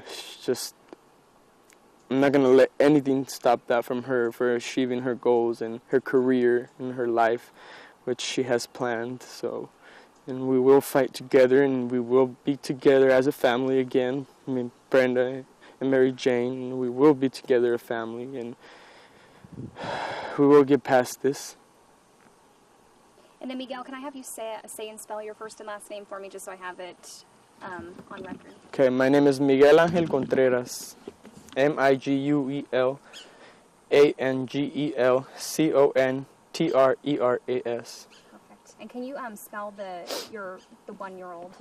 Can you spell her name and then also the 3-year-old, just so we have it correct? So my 1-year-old's name is Melanie Alize Contreras. Melani Alize Alazay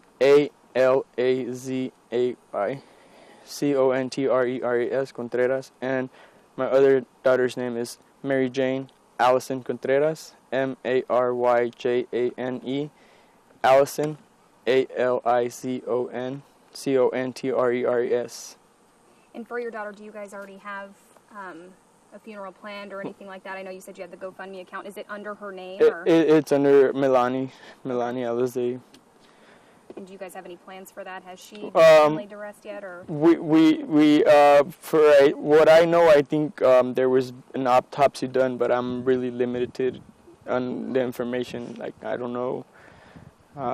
My full support goes to Brenda. The love of my life, my high school sweetheart, and the things that people are saying about her is just unjust. Like. And you said you couldn't even go because you lived in the apartment. You guys all lived together, correct? And you said that you can't even go back there right now because of what happened. Well, we were cleared. I took everything out. I had to say goodbye to my daughter. You know, the place where she passed away, and I feel like that helped me a lot. You know, being able to see and feel her presence, and God took her. And she's in a better place now. But because of this, you left there and you're staying with family for support and to... Well, I mean, I didn't want to be known as the person that, this happened to you.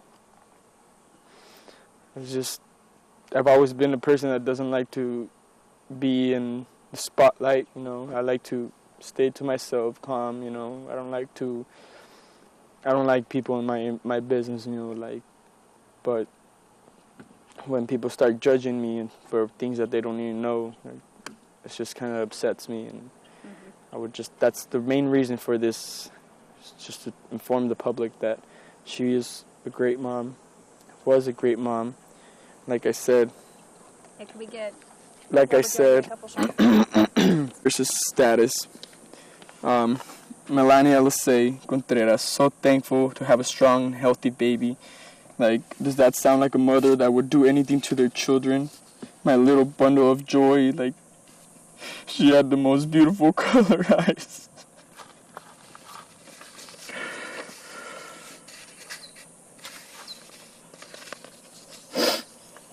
And that's coming directly from her page. We have always been together, nicely dressed, We made sure they were always fed and taken care of,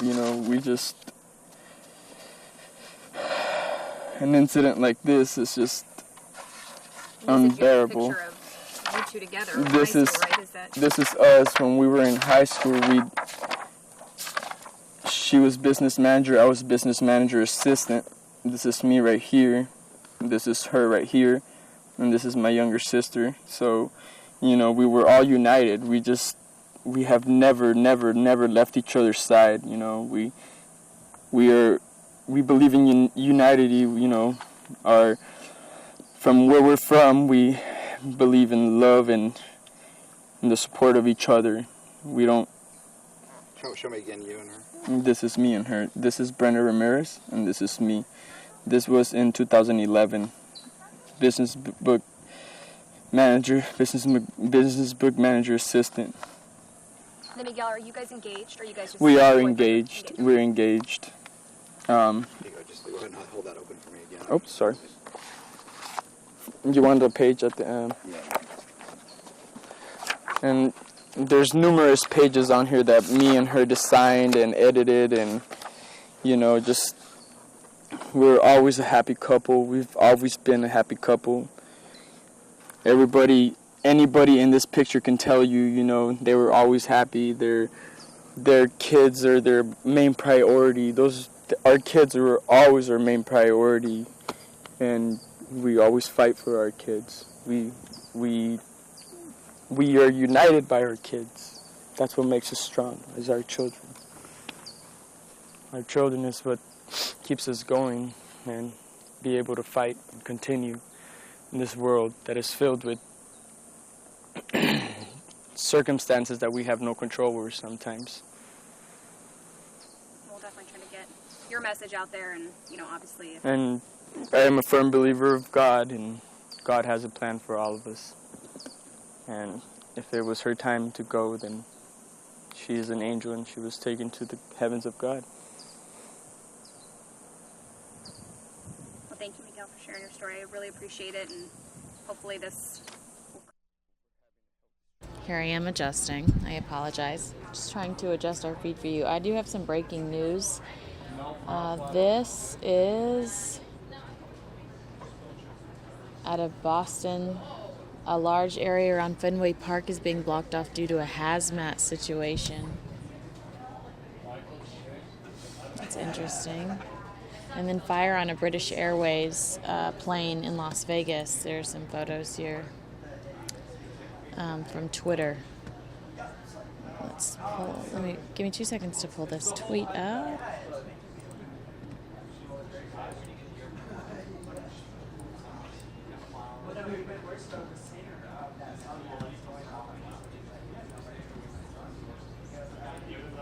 Just landed in Las Vegas. Plane is on fire. People were on board, but it looks like they got off safely. So that's really scary. A lot of breaking news happening this afternoon.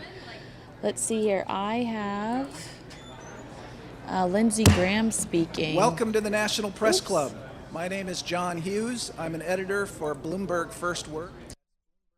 Sometimes I forget what screen I'm on, and I was on the wrong screen there. But I do have Lindsey Graham to show you. He's speaking on Iran here.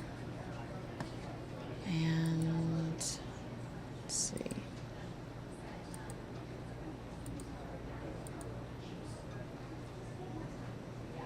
Here we go. The cost of protests, clearly too high. What happened in 2009 helped sharpen the world's focus on this fanatical regime. In the years following, those of us who had long understood the threat from Iran redoubled our efforts to step up the pressure. The U.S. Congress put the screws to the Iranian government, cutting off access to global markets, especially Western financial institutions. Our allies followed our lead. We painstakingly built an international consensus on Iran. I helped to lead this effort because I believed then, and I believe now, that the single greatest threat to our security as a nation is the prospect of a nuclear Iran. Iran, in turn, felt the deep pain inflicted by the united approach to sanctions and agreed to come to the negotiating table. This was a critical moment. We had backed Iran into a corner. What we needed was more than ever was a tough American president. Someone who wanted a deal, but not so badly that would take a bad one. A president who credibly put all options on the table so that Iran knew we meant business. A president who laid out negotiating objectives and stuck to them. A president who, without a shred of doubt, would do whatever it took to defend America. But that's not the president we had. We had a president who projected weakness and clearly didn't understand who he was dealing with. But believe me, they knew exactly who they were dealing with. They saw President Obama's weakness, and they took every possible advantage of it. While John Kerry was giving away the farm at the negotiating table, his own State Department was writing a report detailing Iran's terror campaign throughout the Mideast. This report outlined very clearly the money, arms, and training Iran was providing to terrorist groups like Hezbollah and Hamas, who attacked the state of Israel.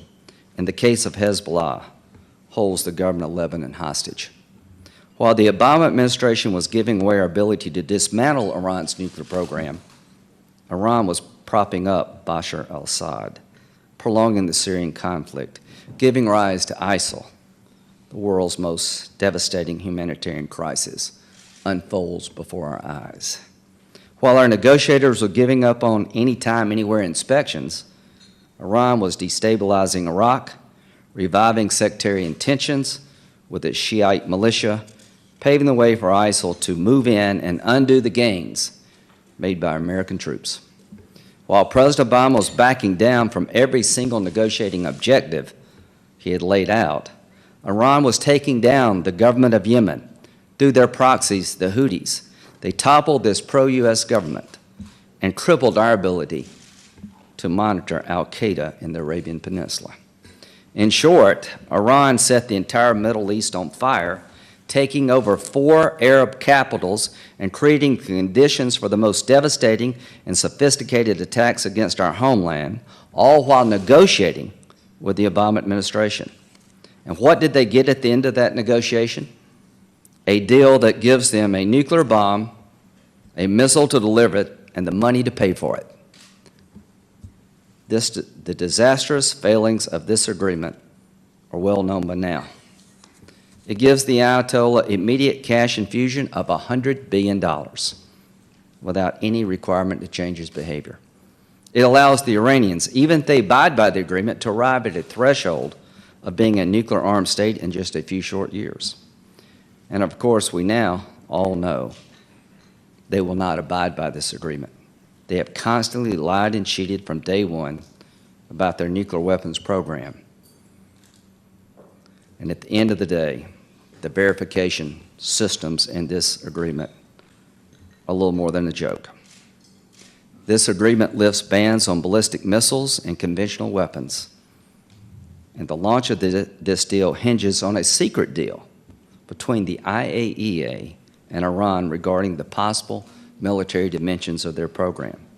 So far, Congress and the American people have been barred from seeing this agreement, but we know at the very least, thanks to the press, it leaves inspections in the hands of the Iranians themselves. Today, the Senate begins its debate on this deal. I have spent every day since this deal analyzing it, talking with experts in the region, and trying to make the case to the American people as to why this is so dangerous. I will continue making the case on the Senate floor, encouraging my Democratic colleagues to put our security above politics.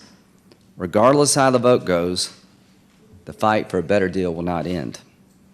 I'm leading the effort to impose additional sanctions on the Iranian regime until all of our hostages are released, including Jason. I will support reimposing the current sanctions before they expire at the end of 2016. I will also block funding for the IAEA until they come clean about their side deal with Iran. I will not let up until we change course, force Iran back to the table, and get a better deal.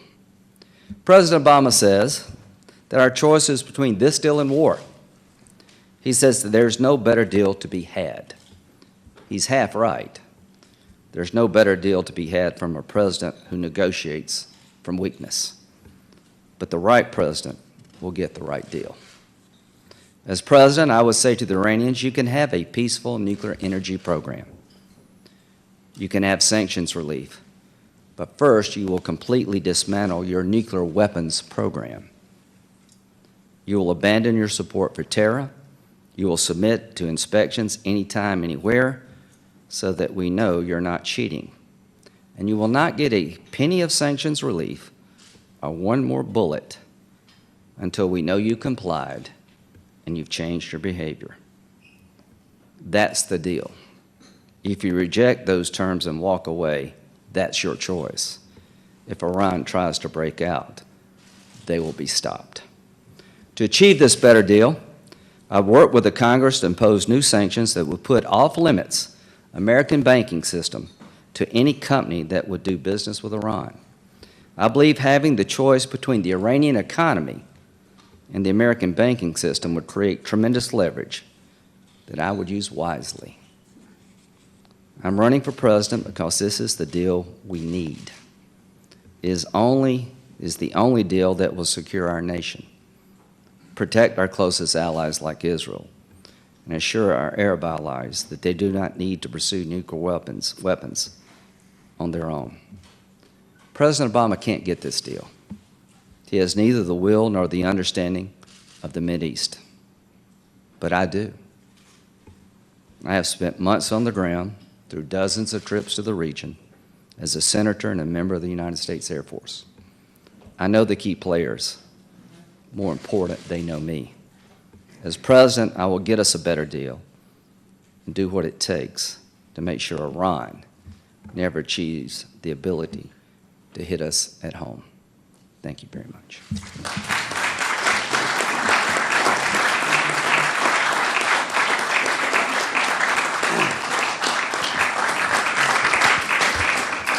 Thank you, Senator. I think you can stay right here since I'll stay right here. There's not a lot of maneuverability, room to maneuver up here.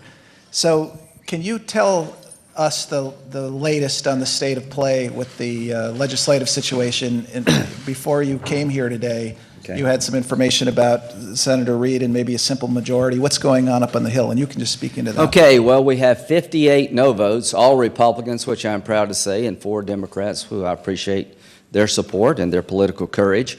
We need 60 to proceed to the bill, a simple majority to get the bill to the president's desk. The motion to disapprove needs a simple majority. Once cloture is invoked, the president can veto it, then we'll have to override it. Obviously, I don't think we have the votes to do that. The question is, will 2 Democrats step forward who oppose the deal to allow the debate? I hope they will. I cannot believe that the United States Senate will not debate the most consequential foreign policy decision in my lifetime.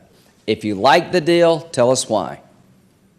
Give me a chance to tell you why I don't in front of the American people. To deny discussion on this deal would be one of the low points in the history of the United States Senate. What the hell are we here for if not to talk about this? And here's their fear, that Obama will have to veto it. That's the price of being president. In your seat in the Appropriations Committee, you have some authority in overseeing State Department funding. You mentioned that you would block funding for the IAEA.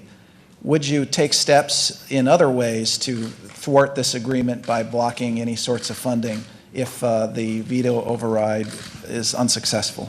Well, as to the IAEA, we give them $88 million of your money. I'm not going to give an organization funding until I see a component of the deal that I think is extremely important. The possible military dimensions of the program were one of the key objectives of this deal, to find out how far they've gone in terms of developing a nuclear weapon.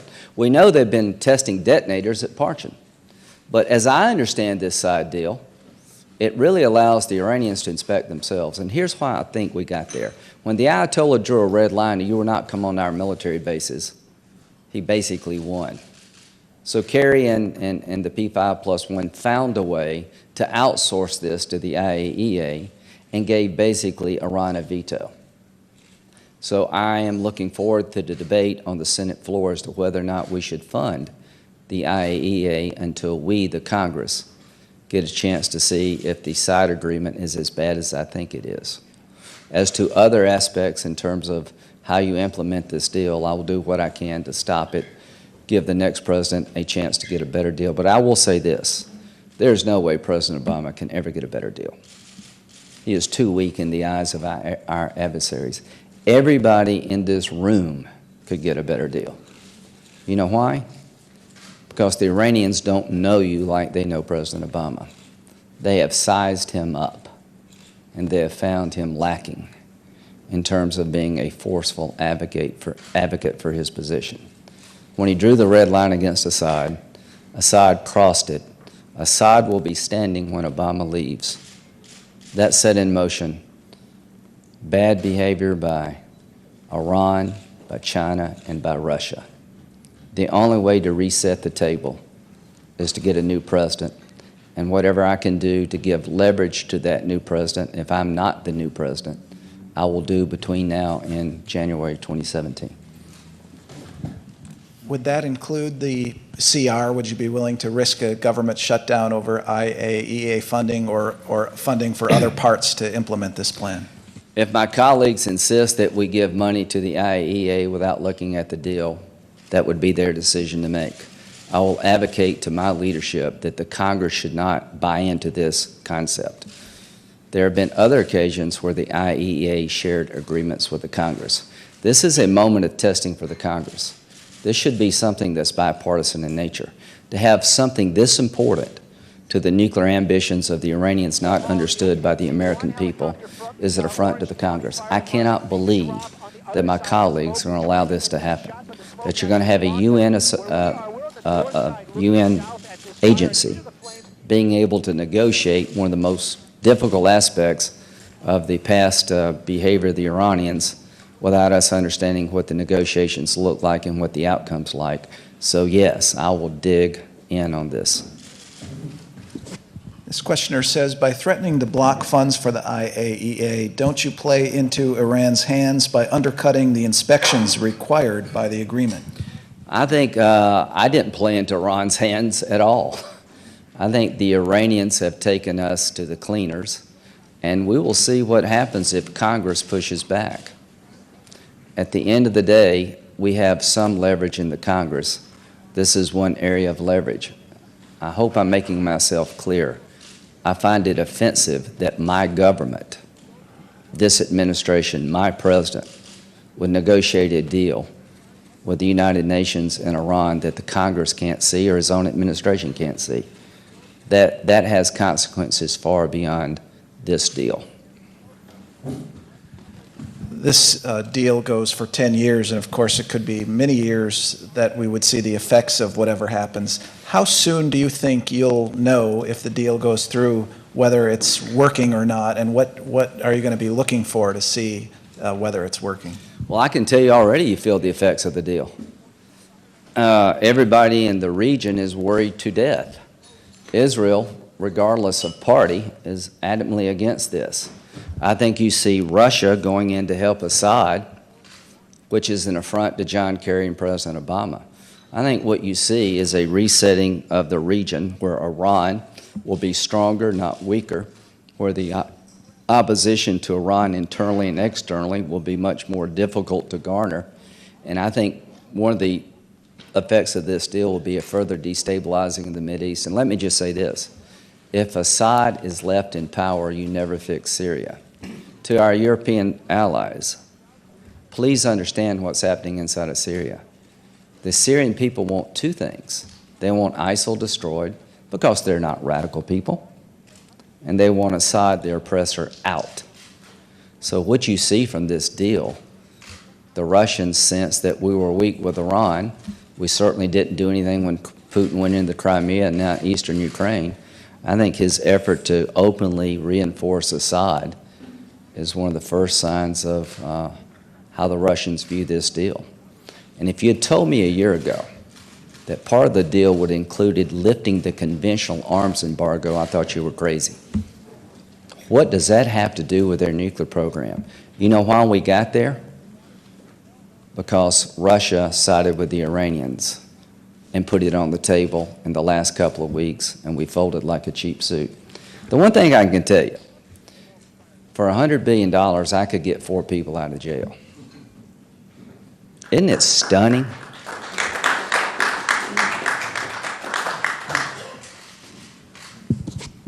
McClatchy reported last month that, quote, open secret for decades, end quote, is an Israeli stockpile of 80 to 100 nuclear warheads.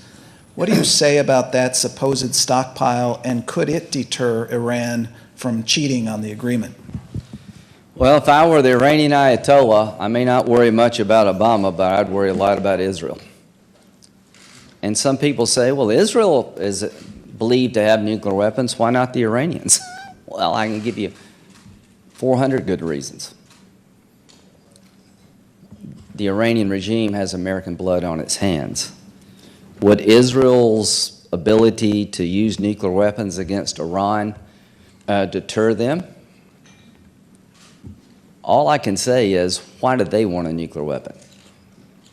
What are they up to? What's the difference between the Cold War and this war? What is the Ayatollah trying to accomplish? Is it merely regime survival? To be a stronger member of the family of nations? Or does he have an agenda? I think it's pretty clear he has an agenda. I think he's driven by his faith to do several things. To purify the faith, the religion of Islam, to destroy Israel. When you're dealing with somebody who embraces an end of days attitude toward life, what makes you think death is a deterrent? All I can say, if I was in Israel, I'd be very worried that my chief antagonist on the planet now has the capability to do what they chant continuously. The one thing you can say about Chamberlain, at least Hitler lied. At least he told him, this is all I want.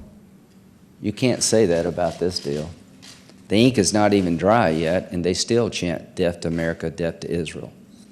So what I would suggest, ladies and gentlemen, that if you're looking to Israel to defend us and create a deterrent for us, you made a huge mistake.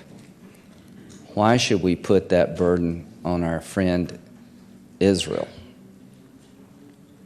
That is not the answer to this dilemma, is to assume that Israel will deter Iran. The answer to this dilemma is to make sure that America reasserts herself at a time to set the world back in order before it gets completely out of hand.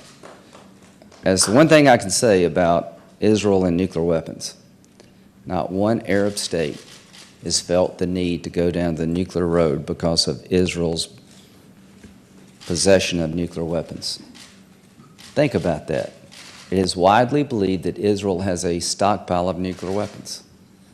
Every Arab leader believes that. Not one Arab leader has felt a need to acquire a nuclear weapon to counter Israel. Why? Because they know Israel is not going to wake up one day and wipe them off the map. What did they think about the Ayatollah? That if he had it, he would use it. What specifics can you provide on increased security aid and assurances to Israel in light of the Iran deal? The fact that we were promising more weapons to everybody in the region tells you all you need to know about this deal. If it's such a good deal, why do you have to replenish everybody's stockpile? If it's such a good deal, why do you have to spend billions of dollars or give billions of dollars of weapons to the Arabs? All I could say is that there'll be an effort by Republicans and Democrats to reinforce Israel's ability to defend herself. Here's the one threat that the Jewish state cannot survive. They will beat every army in the region. They have military superiority over all their conventional opponents. They can deal with every terrorist group in the region. The one thing they can't deal with effectively, in my opinion, is a radical Islamic regime with a weapon of mass destruction. This is the game changer of all game changers. This is the marriage from hell. This is what I fear the most. The only reason 3,000 of us died on 9/11 and not 3 million is they couldn't get the weapons to kill 3 million of us. I think anything Iran develops now and in the future will be shared with terrorists. And as to Israel, she can't survive a nuclear-armed Iran. Containment won't work. So Israel's going to be put in a bad spot. If there's any indication at all that Iran is going to break out, Israel has to attack. Because the idea of containing the Ayatollah after he gets a nuke is a non-starter for people who've lived through the first Holocaust. If you were president, would you see war against Iran as an option? I would see Iran losing a war with the United States if they wanted one. And they would see it too. As I told you, I would try to have a leverage to get a better deal, starting with denying access to American financial institutions if you do business with Iran. And I'd wait till the phone rings, and it would. A $450 billion economy versus a $17 trillion economy. To those who worry about isolating America, what are you thinking? How do you isolate us? So that kind of thinking led to this bad deal. So as to a war with Iran, nobody wants it. But if there is one, I can tell you how it ends. We win, they lose. And in the process of trying to get a better deal, I would give them what they claimed they wanted, a peaceful nuclear power program. Canada and Mexico have power plants, but they don't enrich. How many of you here think that they've been trying to build a nuclear weapons program, not a power plant? If you think they've been trying to build a nuclear power plant, you shouldn't be allowed to drive home. These people are lying. So what would I do? I would take their nuclear ambitions and I would curtail them to the point they could have a power plant but no ability to make a bomb. If I had to make a list of all the people in the world I wouldn't trust with an enrichment program, they'd be on the top, because you can't put North Korea because they've already got one. So I would change the whole construct of this deal. And I wouldn't give them a penny or allow them to buy one more bullet until they stop being the largest state sponsor of terrorism on the planet. And I would tell them there's a better way forward with the United States, but you have to choose it. You have to want it. And if you tried to break out, I would stop you. And if there's a military engagement, it would be more than just a few bombs dropped on nuclear sites. I would go after their offensive capability. They have a small Navy and an old Air Force. We would probably get hit in response to an altercation with Iran in the region. There are probably suicide cells all over the world that would be activated. They could do some mischief in the states of Hormuz. They could launch rockets against our installations and that of our allies in the region. They could do a lot of things for a short period of time. Then it would end. It would end on our terms. As president, would you commit combat troops to fight ISIS or ISIL? And if so, how many and for how long? And how many American deaths would you consider justifiable in such a situation? As to defeating and degrading and destroying ISIL, whatever it takes, as long as it takes until they're destroyed, period. We have 3,500 American forces on the ground. Apparently they're not wearing boots, but they're on the ground. We need about 10,000, according to people I trust, the people who formulated the surge that did work. What would that give you that you don't have today? A couple of aviation battalions where attack helicopters flown by American pilots could really do some damage to ISIL. Forward air controllers so we could actually drop bombs. 75% come back with the bombs on the racks. Special forces that would not only hunt ISIL on occasion, their leadership, but morning, noon, and night. They wouldn't get on the phone. They wouldn't get in a car without risking being killed. And trainers and advisors at the battalion level, so the Iraqi army would be less likely to cut and run. If we don't destroy ISIL, we're going to get hit, and we're going to get hit hard, and the most likely launching pad for the next attack is in Syria. Ramadi and Mosul are two different military operations. To those who believe the Kurds are going to go solve every problem in the Mideast, you really don't understand the Kurds. They're fine fighters, but they're not an expeditionary force. The Kurds are not going to go to Ramadi or Anbar province. You have to get the Sunni Arab tribes back on your side like we once did, and more American troops on the ground would neutralize the Shiite militia advantage that they enjoy today and really hurt Iran's ambitions in Iraq. That's one reason I have more American troops. So I think the 10,000 would get you to where you need to go in Iraq, but if you need more, we'll send more. Because I think our national security interest is directly affected by what happens in Iraq and Syria. As to Syria, the great disappointment in this debate to me is that no one on our side is addressing Syria in a coherent fashion.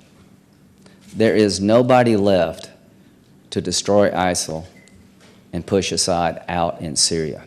The Free Syrian Army has been decimated. That window closed 3 years ago. It really would have mattered if we'd had a no-fly zone and trained the Free Syrian Army. We spent $500 million almost training 60 people. So how do you destroy ISIL without our ground component? In Iraq and eventually Syria. Who makes up the ground forces? There is nobody left in Syria with the ability to destroy ISIL and replace Assad. And if you leave Assad in power, the war in Syria never ends. He's a magnet for radical Islamic Sunni extremists, and the Syrian people will not tolerate him being in power after he's slaughtered their families. So I think that ground force comes from the region. If I were president, here's what I would do. I would go to the region and I'd ask them to make up a very large army, of which we will be a small part. Saudi Arabia, Egypt, Turkey, Jordan, those with military capability, form a regional force with two objectives: to destroy ISIL by going in Syria and pulling them up by the roots, destroying the headquarters and the caliphate in its capital, holding the ground until Syria can repair itself, and also pushing Assad out. You're probably looking at an 80 or 100,000 person army, because there are 30 or 40,000 ISIL fighters inside of Syria alone. If we're not about 10% of that regional force, I worry we might lose. It may come apart. So it is in our national security interest to have this regional army succeed. And that means American boots on the ground intermingled with a regional force to accomplish goals that make us safer. So if you can destroy ISIL without more American ground forces being part of a regional effort dramatically different than what we have going on today, I am dying to hear how you do it. And if you're not willing to say that we need more American ground forces as a part of a new regional strategy, then I don't think you're ready to be commander-in-chief. It looks like that's where we lost our feed with Lindsey Graham. I feel obligated to explain this, and my lower third's now wrong, but I sometimes feel obligated to explain. Like, we've got this wall of satellites and we can pull different feeds, and sometimes we don't see events in their entirety. Sometimes they're started late. Sometimes I'm told, hey, Carly Fiorina's talking over here, and we just cut right there immediately. So it is 5 o'clock. I see that on our local television news broadcast, they're talking about an arrest made in a Tempe sex abuse case. So that is interesting. We're going to have more visuals of this Fullerton, California fire once I kick off the show early at 6 p.m. tonight. Instead of doing the 6:30, we're going to be doing 6 p.m. We've got an update on that possible serial shooter. DPS is giving a press conference. Ty Brennan's on the scene. And then I've got a Suns event, a Phoenix Suns event at the Phoenician that I'm going to show you live. We'll have some updates on this fire here in Fullerton, California. And I also have John Kasich, and the opportunities are endless for the PM show, but know that we are starting early, so please return at 6 p.m. this evening. Thank you so much for spending your day with us. I hope to see you later, and turn on the news right now, because Troy Hayden and Carrie Lake are on Fox 10, or you can head over to fox10phoenix.com.